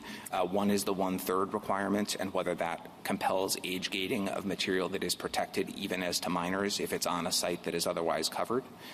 The second question is the permitted methods of age verification, and in particular whether the sorts of biometric methods that are highlighted in the amicus briefs comply with Texas law. And the third is the question about when Texas law refers to obscene as to minors, which minors are we talking about? Are we talking about even the youngest minors, or are we talking about all minors, such that material that is only appropriate to older minors is prohibited? Justice Sotomayor? I'm not sure I understand your first point. So what do you, could you go through that again? Sure. So I think one of the points that petitioners make is that the Texas law requires age gating of a website if more than 1/3 of the material on that website is sexual material that's harmful to minors. Yes. And petitioners say that means we have to age gate material even if, or age gate a website, even if up to 2/3 of the material is constitutionally protected, even as to minors. And they say that means that the statute isn't narrowly tailored and that it restricts speech unnecessarily. I understand my friends from Texas, although of course the general can correct me, to say that Texas law doesn't necessarily mean that, and that a website might be able to comply by age gating only the material that is harmful sexual material and obscene as to minors, and not limiting minors' access to the other protected material. I think the law is easier to defend if you accept a construction along those lines. All right. With respect to the privacy or the permitted methods of ID, counsel for petitioner says that the more secure methods, I don't even know what YODI is, but the more secure methods are prohibited by this law. Do you think that that is ambiguous? I don't know the answer to that, and I defer to the parties on that. I think, as counsel for petitioners said, the Texas law seems to say that you need to have a commercially reasonable method that relies on public or private transactional data. And I think the question would be, although again I welcome correction on this, whether something that relies on biometric face recognition, voice recognition, something like that, satisfies that requirement. And we just have to take a position. So to the extent that whatever methods are found to be permitted under Texas law, if they have greater risk to the user, that would be part of the calculus. I do think the concerns for the user are part of the calculus, yes. All right. Thank you. Justice Kagan? Mr. Fletcher, I want to talk to you about the life on a blank slate. So pretend that the precedents don't exist for a moment. I do want to come back and ask you about the precedents, but pretend that they don't. And make it really blank. Like, it doesn't seem to me that you're required to say, well, we first argued it in a non-strict scrutiny way, because obviously you argued it in that way. You were defending federal statutes. That was the most natural way to defend them. So I want to take out the fact that your first argument was the not strict scrutiny argument, and really say, as you're standing here on a blank slate, it seems to me that there are possible spillover dangers either way. Yep. One is the spillover danger of you relax strict scrutiny in one place, and all of a sudden strict scrutiny gets relaxed in other places. The other is the spillover danger of you treat a clearly content-based law as not requiring strict scrutiny, and all of a sudden you start seeing more content-based restrictions that don't have to satisfy strict scrutiny. And I just want to ask you, like, how you weigh those dangers, and I read you as saying it's just got to be the case that states can do some regulation in this area, and the question is, how does that happen? Does it happen by notching down the strict scrutiny standard, or does it happen by saying, for some reason, which we'll figure out how to articulate, this set of restrictions comes outside it? Yeah. So you read me correctly, and I think writing completely on a blank slate, I genuinely think there would have been two reasonable ways to deal with this problem. It really is a unique feature in the First Amendment where you have the same speech that's protected as to some people and not protected as to others. And in fact, everyone agrees the government has a compelling interest in restricting access to that speech based on its content. It's a special, I think, unique problem. One way to approach it would have been, as you say, to say something less than strict scrutiny, even though it's content-based. Another approach, the one I'm advocating here, would be to say strict scrutiny applies a little bit differently. I would resist the idea that it's watering it down. I think it would be to say the regular strict scrutiny standard just applies differently because of the special features here. As a matter of first principles, I'm not trying to duck the question. I'm genuinely saying I think either of those would have been sort of equally workable, but we're not writing on a blank slate, so this is fighting the hypo a little bit, but I think think this is what tips the scales. It's the next question I was going to ask, which is, what about Ashcroft and all our other decisions makes you think that they're simply not distinguishable in the way one might want to distinguish them?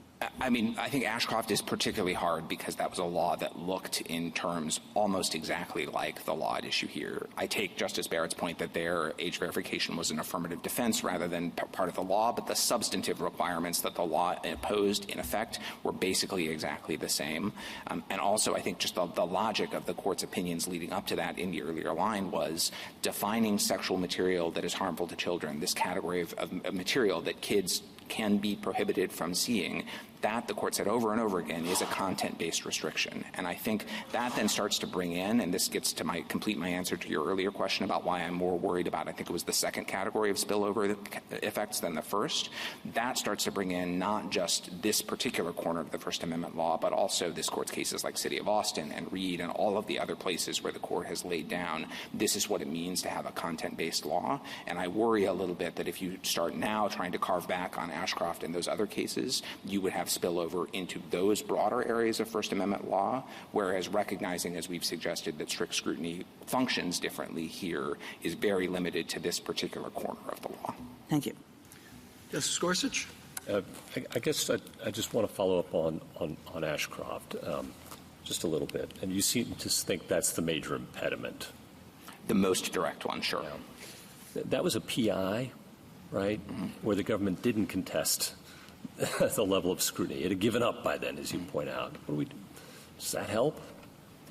So I think it was a PI, and I think the court was very self-consciously tentative in some parts of its analysis, especially the application of strict scrutiny towards the tail end of the opinion. I don't think the court was tentative about what the relevant level of scrutiny was, and I read it to say at 660, 665, 670, we got a content-based restriction of speech, and so strict scrutiny applies. Also an incomplete factual record, which it repeatedly emphasized, too, right? Completely agreed, and I think all the more reason why I think lower courts have gone overboard in treating its application of strict scrutiny as controlling, even now, 20 years later. But I would put the standard of scrutiny in a somewhat different category. What do you think about Justice O'Connor's concurrence in Reno? I think there's a lot of force to her ideas. I take her idea to be a lot like Justice Kagan's, like this is a thing that states have been able to do in the physical world, and there ought to be a way to translate that same idea into the world of the Internet. We very much agree with that. We have not advocated for the same standard that she advocated for there because we view the court's precedents as requiring a different and higher standard. But in terms of the thrust of her logic and her concerns about what states ought to be able to do, we agree. Do you agree with the principle there that if there is a compelling government interest, there must be some way in the world presently to effectuate that interest? I think there's a lot of force to that. I'd hesitate to say that's always true in every circumstance because in this area, right? In this area, yes. Justice Kavanaugh? Just to follow up on Justice Gorsuch and Justice Alito's questions about if we vacated exactly what the state of play is.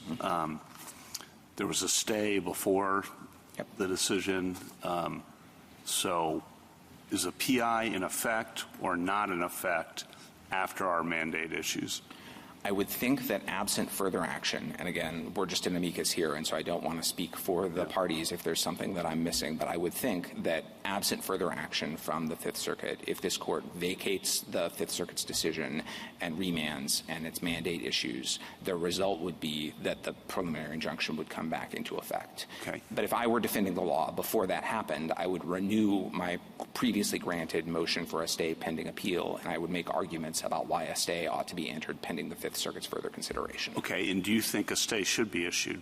We haven't taken a position on that because it's bound up in some degree with some of the uncertain questions about what the Texas law means. I mean, the court's going to have to make a likelihood of success determination, and as Justice Kagan said earlier, you've been looking and thinking about this for a long time. You don't have a likelihood of success assessment? We don't, no. Okay. On Ashcroft 2, how do you think we should handle specifically the application of the strict scrutiny standard? Should we just say that's overtaken by events, it's no longer valid? tell us how you think we should phrase that. Yeah, you mentioned stare decisis earlier in your question to my friend. I don't think the court's application of scrutiny is a legal holding of the sort that's entitled to stare decisis effect. I read it as self-consciously very tentative. The court emphasizes we're on a PI, it's abuse of discretion.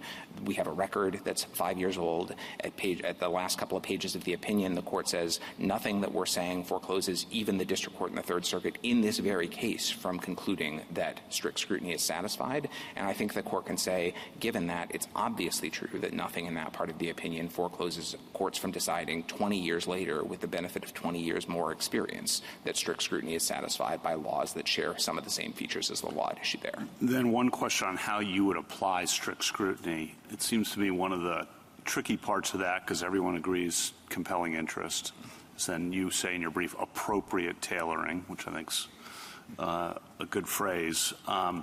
One thing that concerns me is oftentimes someone will say, well, there's a less restrictive alternative. I think it's really important to make clear that any less restrictive alternative has to serve the compelling interest or important interest, if it's intermediate, to the same degree. Yeah. Am I right in saying that? I think you're right in saying that. I think Reno and Ashcroft said that, and I do agree that's important. Okay, thank you. Justice Barrett? Justice Jackson? And those are the sort of things that the Fifth Circuit could say on remand, and in fact would, right? In other words, they would go through the record and they would try to assess whether the district court got it right with respect to other alternatives and that sort of thing. Yes. And that's why the government is saying, why don't you remand it instead of us trying to take on that kind of burden? Yeah, in deference to the court's usual practice, it's a court of review, not of first view. Here there are some uncertainties about the law that we think are additional reasons for the court not to wade into it now. So yes, exactly. With respect to the technology question that came up earlier, I guess I'm just trying to figure out which way it cuts, that we've now advanced in technology. I could see that it cuts both ways. On the one hand, we have a new set of circumstances that allow for minors to get this material very easily, and it's ubiquitous. But I think petitioner's argument is that the technology really heightens the risks and burdens on adults who are trying to access this material if they have to do a biometric scan or they have to do certain kinds of things that are very impinging on privacy in the way that technology now allows. So it's not clear to me that just the fact that we have new technology is running in favor of allowing this law to stand as is. So I agree with that technology doesn't necessarily just cut in one direction, and you'd want to ask both of those questions. What I'd say about technology and the burden is two observations, one factual and one a little bit more legal.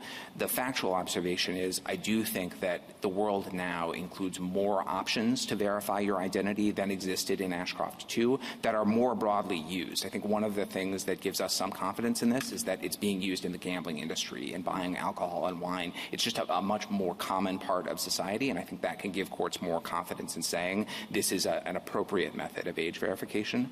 The second one is just a legal point. I think there's some tendency from my friends on petitioner's side and the district court to say that the relevant burden is, will people be chilled from doing this?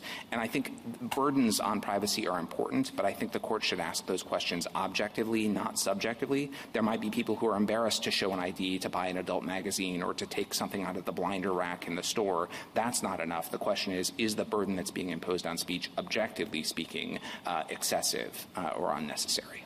Okay. And one question, I noticed that your brief didn't say anything about whether the facial nature of this petitioner's challenge affects the analysis. And I know there's a small part of respondent's brief that goes into it, and I presume in thinking about it that that's because the distinction between facial and as applied really doesn't have any bearing on the question of the level of scrutiny.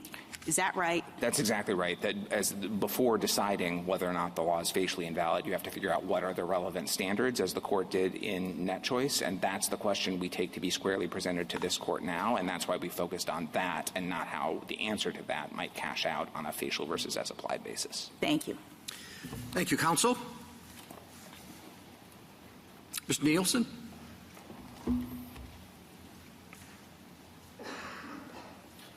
Mr. Chief Justice, and may it please the Court. Petitioners don't dispute that their websites are not meant for children, that they harm children, and that children are watching. The court faced the same situation with brick and mortar stores and applied rational basis to a law limiting adult content to adults. This case is the digital version of Ginsburg. 3 cases prove the point. Ginsburg itself applies rational basis where a store can only avoid liability by making, quote, a reasonable, bona fide attempt to ascertain the true age of customers. Sable applies rational basis where speakers must separate their audience before speaking a message obscene to some but not all. And in Ashcroft 2, the court didn't apply rational basis because Congress, limited by 1990s technology, went well beyond Ginsburg and Sable. To understand Ashcroft 2, you have to understand Ashcroft 1 and look how the court in Ashcroft 1 treated Sable. Age verification today, however, is simple, safe, and common, including non-identifying means. Petitioner's view of Texas's law is contrary to Texas's view of Texas's law and the Fifth Circuit's view of Texas's law. Regardless, if strict scrutiny applies here, Texas would have to satisfy strict scrutiny to keep kids out of strip clubs. This court's cases do not require that. Neither do history, tradition, or common sense. In all events, even if heightened scrutiny applies, Texas easily satisfies it, especially facially. We've tried content filtering for decades, and the problem has only gotten worse. I welcome the court's questions. The Ginsburg sounds simple, but in the tech cases we've had recently, we're talking about hundreds of millions of members to certain sites, billions of visits, multi-billions, if not trillions, of exchanges. How do we determine what burden, and assuming we agree with you, and I think most people do, that kids are to be protected, how much of a burden is permissible on adults' First Amendment rights? Well, so long as Ginsburg is part of this court's canon, any burden less than the burden at issue in Ginsburg necessarily must be okay. So how does that translate in a world in which you're not talking about one-on-one transactions, but billions of transactions? Yeah, that cuts in favor of Texas. One of the important parts of modern age verification technology is that you can do it without identification at all. The Fifth Circuit was clear that under Texas law, biometric scanning is okay. In other words, there's no ID or anything like that. It's just a face scan. If that's too much, I would point the court to the brief of the Age Verification Providers Association. You can do a hand scan. There's all sorts of things you do that have no identifying information. But you're talking about rational basis, and you would think that rational basis would permit quite a high burden on the First Amendment rights of adults versus strict scrutiny. See, this is where I think it's important to understand the scope of Ginsburg. Ashcroft 2 is precedent. We're not fighting that.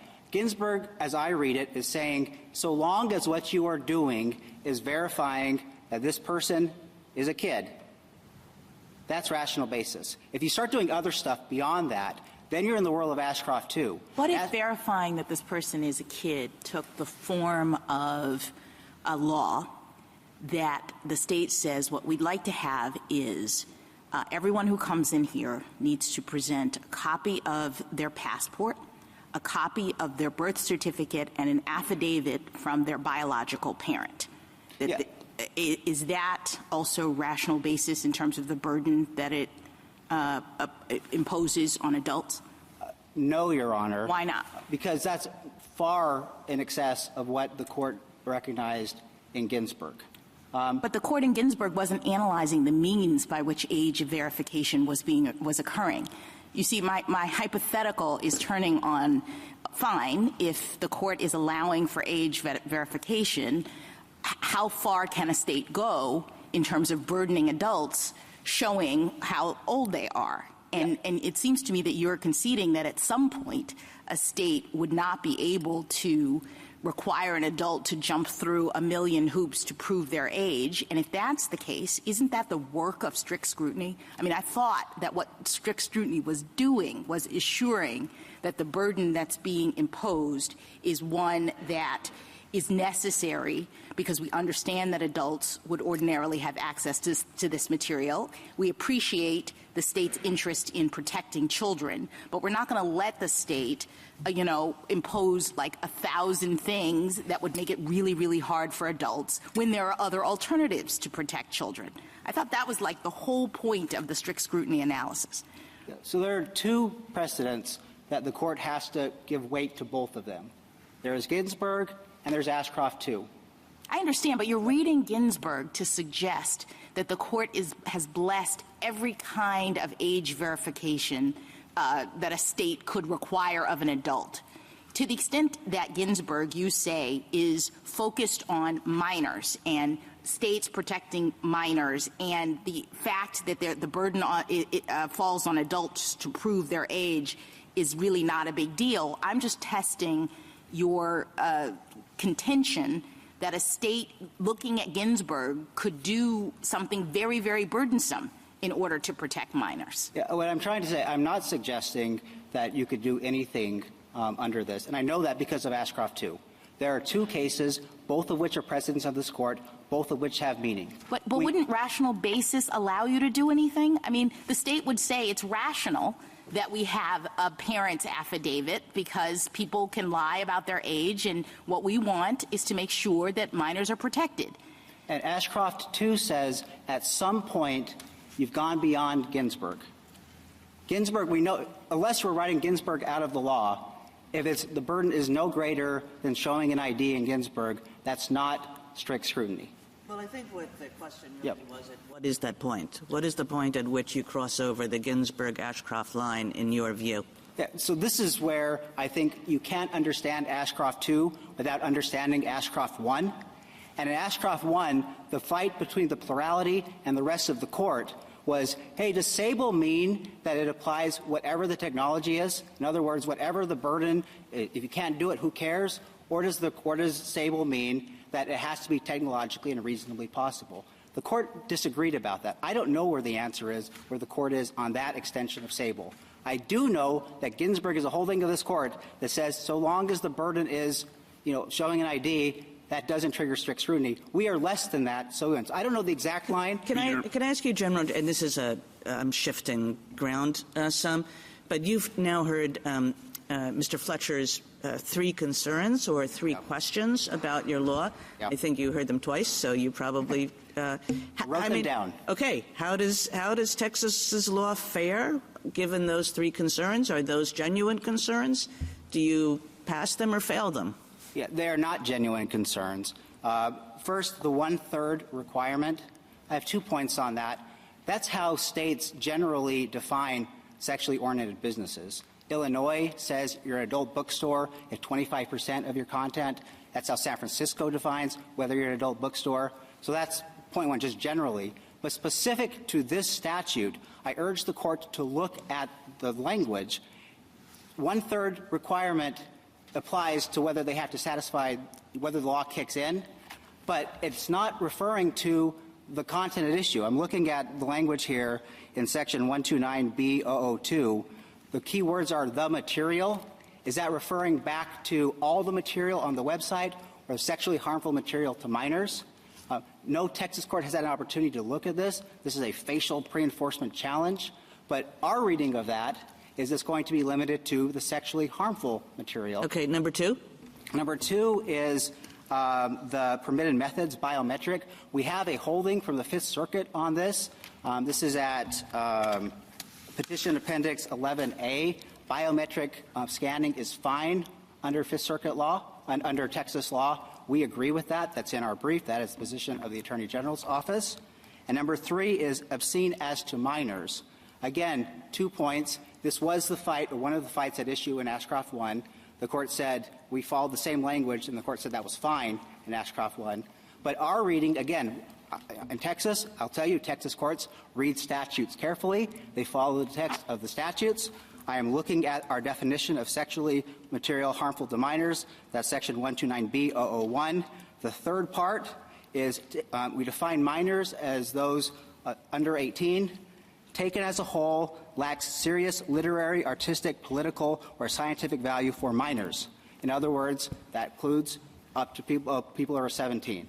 So their idea that— So if I understand you correctly, as to those three, as to number 2 and number 3, you say, well, even if that's a legit concern, our law is okay with respect to it. And yes, then Your Honor. I don't think that that's quite your answer with respect to number 1. Is that right, or is that wrong? No, I think we're fine with number 1. My point is that even if I'm wrong about how Texas law works, we're still okay because then we're like Illinois and San Francisco. But I don't think I'm wrong about how Texas law works. I see. If you take the content and you put it behind an age screen, we're not counting that. So if you Keep go ahead, just to clarify with respect to point 1, so if a particular website has some hardcore pornography that is obscene as to minors, and then it has, videos of somebody reading Lady Chatterley's Lover or something like that, can the latter be segregated?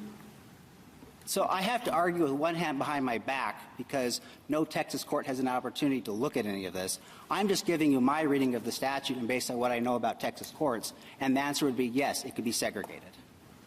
But no court has said that yet. Correct, and that's part of the problem. I know the court has had some unhappiness with these facial pre-enforcement challenges. This should be Exhibit 1 in the case against them. This law doesn't protect someone or says you can't retain this information.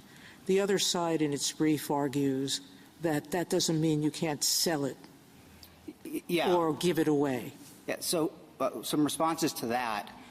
One, I don't know if that's even technologically possible. I don't know how you send the information without having at least instantaneously retained it. That doesn't make any sense to me. Also— Well, you have to receive it to make a choice. Someone is receiving it to make a choice, and presumably the law says after you've made the choice, is this an adult or a child, you've got to delete it. Correct. Right? But in that interim, when I receive the information, before I make the choice, I could just give it away to another entity. My name when I visit a website, unless I've prohibited the website from doing that, my viewing history, everything is automatically transferred to other people. Yeah, so let's say that I'm wrong about that. Again, I don't know the technology. Well, that's the point. I don't know. It, but I win anyway. So this is what's important. That's once you get to a trial and somebody figures this out. Well, I'm saying that under the Fifth Circuit's view of the law, which this court did not grant cert or review, biometric scanning is okay. So there's no identifying information to even turn over. So it wouldn't make sense. So even if you transferred it, you're not transferring identifying information. And even if you did have identifying information, no one does it. Again, I'd point to the brief to the Age Verification Association. We're talking in a vacuum because I don't know the record. I do understand that biometrics sort of looks at a face. Mr. Fletcher said it looks at a hand, or someone said it looks at a hand. I have no idea how it works. But I do know that DNA evidence can be picked up from the paper I just touched. And I don't know if biometric information can be used to create other things. I don't know any of this. None of us do. So the question is, before any judge can determine whether this law and the extent of its burden or lack thereof, someone has to determine that, doesn't it? Yes, Your Honor. That's my only point. Sorry, can I have just one I'm sorry. Keep going. Just one more second. The last point about all of that is, of course, the petitioners get to choose who the age verification provider is. So if they don't like the age verification provider's policies about that, well, they can stop that too. It's within their power. They have self-help measures. I think earlier when you were discussing Ginsburg, you said Ginsburg applies to age verification requirements, and thus age verification requirements get rational basis review, and that's how you distinguish. But then you said not if they're too burdensome, which doesn't sound anymore like rational basis review, but I'm actually not interested in whether we call it intermediate scrutiny or strict scrutiny or rational basis for purposes of this question. Is the statement of principle, First Amendment principle, that you're seeking at a broad level, age verification requirements are permissible so long as they're not overly burdensome on adult access? Yes. Yes, Your Honor. That's how I understand. And those are the exact adverbs and adjectives? Overly burdensome, or do you have a preferred statement? I mean, I guess I would say so long as it's incidental to verifying age. Again, I don't know what overly burdensome means. That's a little different. Exactly. Okay, and then you have to look at how much burden is there on the adult access, which I think you've conceded. Not conceded is the wrong word, but just acknowledged that that is going to necessarily be part of the inquiry, because you've said a few times if it's more than the Ginsburg burden, you know, at some point it may cross into too much. Correct, Your Honor, because we are trying to reconcile Ashcroft 2 and Ginsburg. And you've again. Yeah, I don't think I conceded, but yeah, you haven't. I'm not using the word conceded in that way. You acknowledge that a law, for example, that Mr. Fletcher identified that just banned all pornography on the idea that that would serve the interest in preventing children from accessing it. That's impermissible. Correct. That's the second part of Sable.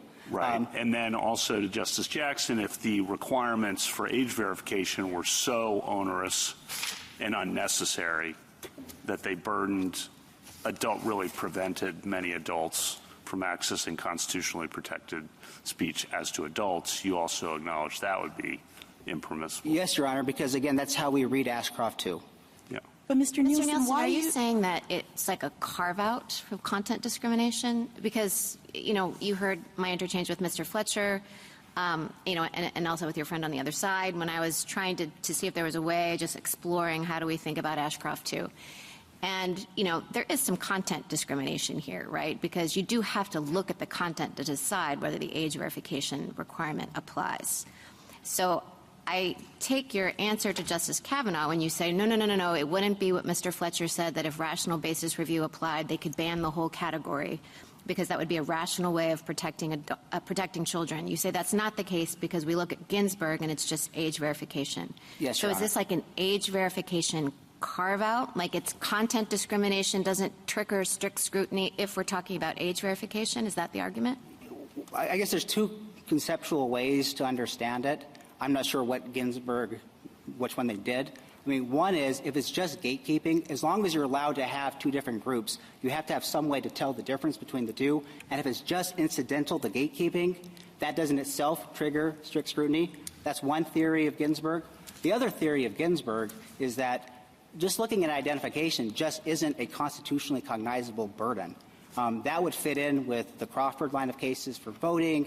That would fit with the American Library Association, where they say going to the librarian, that's embarrassing. That's just not a constitutionally cognizable burden. But if I understand you correctly, you are saying, and this goes back to Justice Jackson's hypothetical, that when the burden gets too great, right, when, you know, they're asking you to do all these unreasonable things, right, that's the point at which, if I understand you correctly, tell me if I don't, it flips into not rational basis review, but into heightened review, strict scrutiny. Correct, Your Honor. That's how we read Ashcroft 2. Okay, so I mean that is a little bit peculiar, isn't it? I mean, it's obviously the case that the extent of the burden should matter a lot in the constitutional analysis, but it usually matters when you're applying whatever standard you're applying. It doesn't usually push you like, oh, the burden is really this burden is, you know, it's very hard to make this to meet this age verification requirement. So because that's true, it pushes you into a different standard of scrutiny. I don't know if I can think of anything like that in our law. Yeah, I agree. That is a curious effect of reconciling Ginsburg and Ashcroft 2. But it's just inherent in having an age, you know, one category that can't access and another category of people that can, and you have to have some mechanism, as you just said, for determining it. But I think in reply to Justice Jackson and Justice Kagan, you've said yes, it could get too burdensome. In other words, even age verification, I think Justice Kagan was just saying this, even age verification could get too burdensome if you did things like passport or something like that. I mean, correct, Your Honor. Again, there's and I don't, again, whether you call it, whatever you call it. But I think what you call it is important. Well, I'm just going to ask, whatever you call it, it can't get too burdensome, right? Yeah. So, I mean, the North Star here is so long as Ginsburg has some meaning, so long as the burden is not greater than the burden at Ginsburg, rational basis applies. But, Mr. Nielsen, the burden was not the issue in Ginsburg. That's my only problem with what you have said, is that I took Ginsburg to be establishing the initial principle that you start with, that it's okay to treat minors differently than adults, period. That's the holding of Ginsburg. It wasn't talking about the extent to which figuring that out was going to burden adults and how much the adults' First Amendment rights were impinged by operating that principle. It was the first case to establish in this context that minors don't have the same rights as adults to access this material. Then we go on in other cases, in the cases that Justice Sotomayor raises, to evaluate, okay, now that we know that we can separate these two categories of people, you're absolutely right that we have to have some way of doing that. But these other cases are about how burdensome the way of doing that is. And to what extent? I mean, and you seem to be agreeing that there's a point at which the burden that you're imposing on adults are going to be too much. And my only point about the standard mattering is that I thought the work of rational basis review and strict scrutiny was to evaluate whether this is too burdensome. That we say, because the adults have a certain scope of First Amendment rights, you can only impose a burden that is the least restrictive way of reaching your compelling interests. So we don't need a new set of principles or tests. We have a test. The test is strict scrutiny, and the government says, Mr. Fletcher says, there might be a way in which this actually satisfies that. Yeah, so that test can't be right. And the reason why it can't be right is it would mean that if a state wants to stop kids from going into a strip club, they have to satisfy strict scrutiny. No, because this kids going into a strip club poses no burden on adults. Why? That was going to be my other question for you. Why would, saying a kid can't go into the strip club pose any burden on an adult who wanted to? If we said you need to look at IDs, if you have somebody you can't tell they're an adult or not, to go into a strip club. So we apply strict scrutiny. You would apply strict scrutiny to that. And then we say, is this the least restrictive means? And you say, yes, fine, you can do it. That is not at all consistent with our tradition and history. As I understand strict scrutiny, again, I know there's different views on this. As I understand strict scrutiny, the idea is this is generally not okay, but sometimes we'll make an exception if there's really extraordinary reasons for it. But in our history, we have always said kids can't come and look at this stuff. So it seems not correct to me as a historical matter to say, well, actually, it's always been presumptively unconstitutional. But there's one thing, though we've done it forever, strict scrutiny somehow has always been satisfied. Mr. Nielsen, I want to take you to the questions that Justice Kagan was asking Mr. Fletcher about the dangers. I just want you to posit this. This is all just pretend. Let's imagine that you should win, that Texas should win. And Justice Kagan asked, if that were so, if there is a way that states should be able to regulate, and the federal government should be able to regulate this, we have to decide how our First Amendment precedent might accommodate that. And Justice Kagan identified for Mr. Fletcher two options. One would be to say that this kind of regulation can satisfy strict scrutiny. And the other might be to say, in this context, intermediate scrutiny makes more sense. I just want to take rational basis off the table. Yeah. What do you think about that? Mr. Fletcher told us what he thought about the dangers that would lie in either approach. Yeah, so I am very worried, not about this law. I think we're going to pass strict scrutiny. I hope that is where the court is, that this law passes strict scrutiny. I am worried about my strip club example or any other sexually oriented businesses. If we start saying that the standard is strict scrutiny, I hope this court says, oh, that's okay, it passes strict scrutiny. But there's a whole bunch of law on strict scrutiny, and a whole bunch of different judges across this country are going to apply it. There's a bunch of cases that say fatal in fact. and we're going to have a lot of PIs and a lot of emergency litigation, that's a problem. Well, that wouldn't be true necessarily if we wrote the kind of opinion that Mr. Fletcher had in mind, right? Because then you would say, this is the kind of strict scrutiny we're talking about. This is what will pass it. Take us seriously. So that's within the control of this court for that language to be. I hope if such opinion gets written, it is very, very clear that we shouldn't get these PIs like that. General Nielsen, let me see if this is consistent with what you're saying. Whenever, if a law prohibits or regulates a type of speech that is not entitled to any constitutional protection, the content of the speech does have to be examined at the outset to determine whether it falls within that category. And the fact that that preliminary examination is necessary does not mean that the law is content-based and therefore subject to strict scrutiny. Yes, Your Honor. So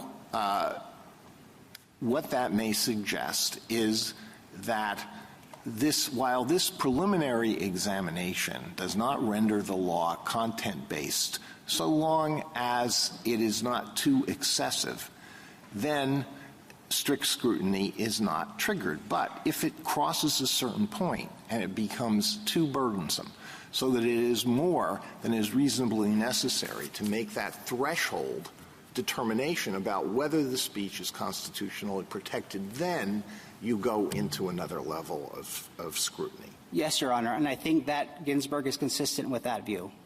What about The problem is that the speech here is not just about obscene speech, which is not subject to any rational basis scrutiny only because I'm not even thinking rational basis, because obscene speech is illegal for adults or minors, correct? It can be made illegal, yes, Your Honor. It can be made illegal, not automatically, but it's not protected speech. Obscene speech is not protected. Exactly, Your Honor, yes. The problem is that this law doesn't make illegal just obscene speech. It makes illegal obscene and indecent speech that might affect children, but adults can view indecent speech, correct? Yes, Your Honor, but not if children are there. No, let's not quibble, not when children are there. But you now have to look further than determining whether something's obscene. You have to figure out whether it's indecent for children, correct?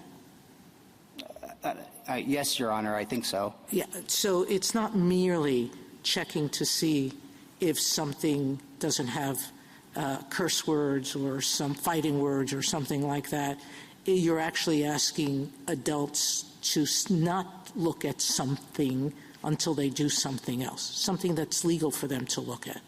Yes, Your Honor, and I'm saying that so long as Ginsburg has any meaning. Counsel, you keep saying Ginsburg, all right? I look at the court's decision. The facts are that a bookseller was found criminally liable for selling, I think it was to a 16-year-old. The age doesn't matter right now, but an underage child. And his attack, and this is the court saying, is not that New York was without power to draw the line at age 17.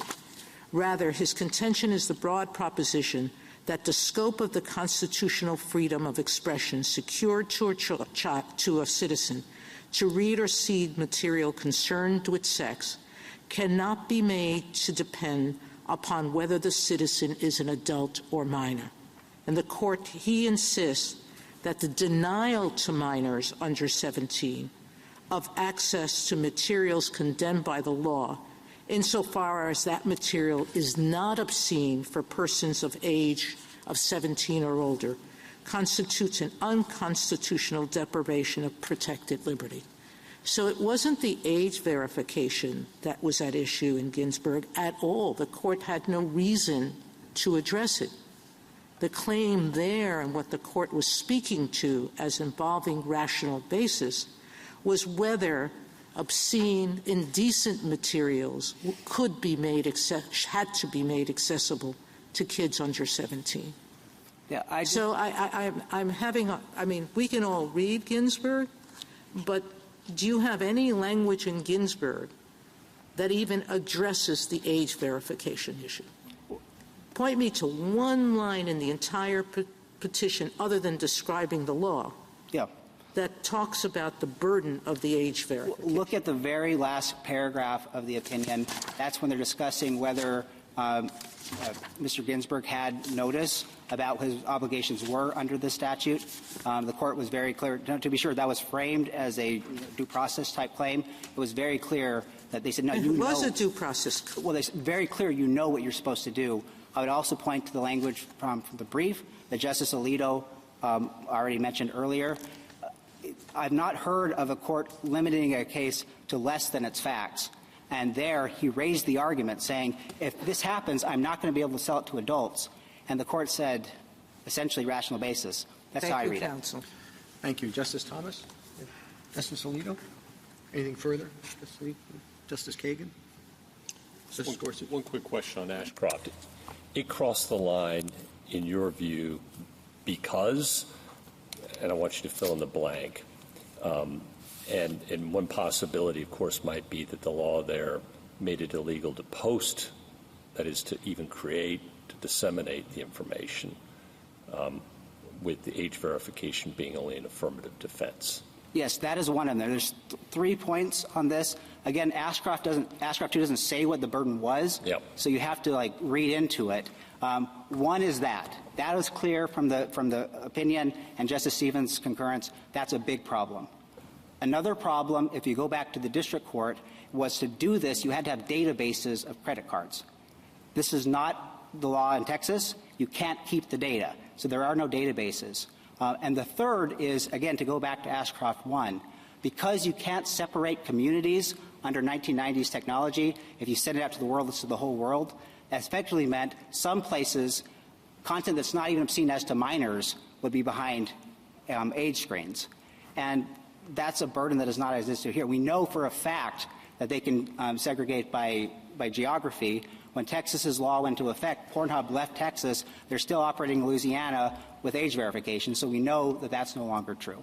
Thank you. Justice Kavanaugh? Just to follow up on Justice Alito's formulation, which I thought was helpful. So the rule then, age verification requirements generally permissible, but they can become too excessive, to use his formulation, or I think you and I discussed, or can become overly burdensome. Yeah, and that's why I use incidental. Right. And if so, impermissible, but otherwise they're generally permissible and commonsensical. I think that's the basic framework. Yes, Your Honor. Okay, and then just maybe to piggyback on Justice Gorsuch, this law is not too excessive or overly burdensome because, and fill in the blank. Because it's less than in Ginsburg, and we know that because you don't even have to provide identifying information. So in Ginsburg, if there was a marginal case, you couldn't tell if it was a kid or an adult, you had to look at the ID. You don't have to do that under Texas's law. So however you read Ginsburg, we are less than that. Thank you. Justice Barrett? Mr. Nielsen, there's been some discussion about what happens to the PI if we vacated and remanded to the Fifth Circuit. Can you just say what your view on that is? Yeah, so the view of Texas is if this court were to vacate the Fifth Circuit's decision, then the Fifth Circuit's stay would go back into effect because it was only the Fifth Circuit's decision that took out the stay. That would take a separate order. Now, I know that the other side is going to fight me on that one, so we probably would do what Mr. Fletcher suggests and go back to the Fifth Circuit for clarification. I ask, if anything else, that the language is clear to the Fifth Circuit that it knows it can reinstitute the stay. That gets lost in translation sometimes. When you get a decision from this court, they're like, oh, I guess we can't do that anymore. We don't want to get some revved. We respect the court. If that were to happen, I urge the court, please let the Fifth Circuit know. But our view is that because it was this decision that the court is reviewing that vacated the Fifth Circuit's stay, the stay would then spring back to life.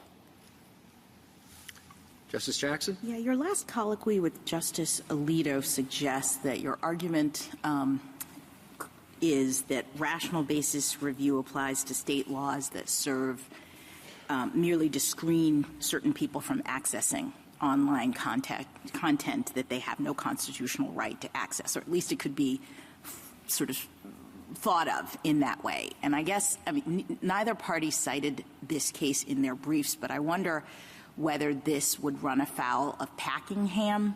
I don't know if you're familiar with that case, but it's one in which we looked at convicted sex offenders who were trying to access social media websites, a state law precluding that, and we applied heightened scrutiny, even though it sort of raised the same kind of dynamic that you say rational basis review would apply to. So I think we would have to try to figure out how the standard or the principle that Justice Alito articulated would be consistent with that case as well. I confess I've probably thought I read every one of this Court's recent First Amendment cases preparing for today's argument. I did not read Packingham. I don't know, Your Honor. But I do know that we are in the exact same context as in Ginsburg, so whatever the scope of Ginsburg, we fall within it. And it turns, in a way, on whether or not we agree that Ginsburg was speaking to the burden or speaking to the age requirement as opposed to making the sort of initial determination that minors can't be treated or minors can be treated differently than adults. I trust Your Honor on that one. Yeah. I would also say the other way that you could think about Ginsburg, of course, is that an ID requirement is just not a constitutionally cognizable burden at all, which would be consistent with some of this Court's other cases and not fall within the Packingham. Well, the Fifth Circuit didn't hold that, right? That would be. No, Your Honor. The Fifth Circuit at least saw that the First Amendment was implicated by this. And in fact, I thought they thought it was a content-based restriction, but that Ginsburg still applied to sort of have a different rule in this situation. All I am saying is that you can conceptualize Ginsburg in multiple ways. We are okay under all of them. But if there are problems that way, I would urge the Court just to think, well, look at the voting ID cases and that sort. We are okay under those line of cases, too. Thank you. Thank you, counsel. Rebuttal, Mr. Schaffer. Thank you, Mr. Chief Justice, and may it please the Court. Let me start with Ginsburg, if I may. We've talked a lot about the fact that that opinion was addressing only the rights of minors as invoked there. I would just also note it was not an across-the-board age verification mandate. It was not operating in a context where you had a way to screen out minors from specific content, and it didn't say if more than one-third of a store is inappropriate for minors, minors have to be kept out of the store. This law differs in all of those respects. The question about, let's wipe away for the moment, Justice Kagan, the precedents that this Court has laid down for decades about sexually indecent speech that's inappropriate for minors via electronic media and via the Internet. Let's wipe it away for a moment. I strongly urge this Court to stick with strict scrutiny as the applicable standard of review when we're talking about content-based burdens on speakers. This Court has an area of law that is clear, that is well understood, that is reliable, that will withstand mounting and varied attacks, because we all know when strict scrutiny applies, it applies here, and I would urge the Court to stick with it even if we forget about the on-point precedents for the moment. There are principles that I think are important, reliable principles that will serve us well going forward, yes, in this context, but also in others.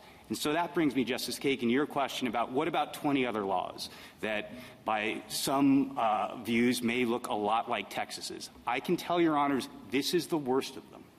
This is the worst of the laws. It has the health warnings where Texas is telling these targeted speakers and their users that pornography is, among other things, contributing to prostitution, child exploitation, child pornography. You have a hostile regulator who's saying to adults, you should not be here. You have no consideration whatsoever of content filtering as the number one alternative that this Court had called out. You have age verification that just respectfully does not answer to the description that Texas's amici are offering and that Mr. Nielsen is collapsing to today, which is age verification different from what the plain terms of the law would permit. And you have none of the protections that you would expect from a responsible regulator who's concerned about adults' interests here. You don't have enforceable rights for them. You do not have privacy protection. You do not have confidentiality of information. You do not have the government saying we cannot pry open this information and use it against you.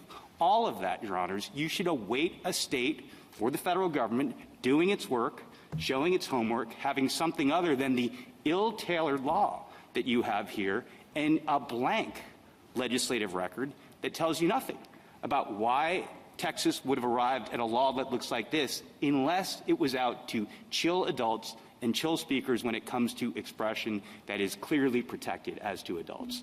And I want to offer the Ashcroft law, if I may, as a point of comparison.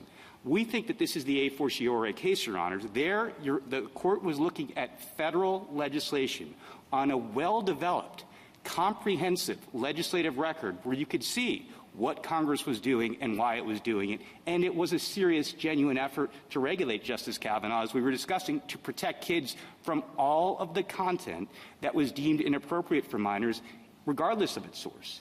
Texas's law is not fit for that purpose for reasons that have gone conceded, I think, effectively by Texas and by its amici, and you can find in a well-substantiated set of findings from the district court about how under-inclusive this law is. Your Honors have room and I understand sympathy for a state that is trying to do its job to regulate in this area conscientiously, and I want to assure you, Justice Barrett, when we talk about scrutiny that is strict in theory and fatal in fact, I was lucky enough to learn constitutional law from Jerry Gunther. That resonates. None of us is suggesting that in this context, strict scrutiny is fatal. It is not. It should not be. We've conceded that there is a compelling interest here. The question will always be, has government tried to arrive at a less restrictive, has it tried to do this in a way that is not unduly burdening adults and is truly protecting kids? Once this law answers to strict scrutiny as it has long been understood, I do think, respectfully, this becomes an easy case. The last point for Mr. Fletcher, and I agree with so much of what he says, he talked about tradition as a guidepost here, and I would just note the tradition that we have on the Internet.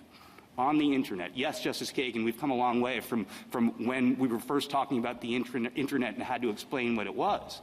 But Reno and Ashcroft have been absolutely fundamental to how the Internet has developed as a free medium of expression, as our modern public square. And the tradition on the Internet is to say that it will be free and that it is incumbent upon parents to screen out content that is inappropriate for their kids. That's where the law should stay. Thank you, counsel. The case is submitted.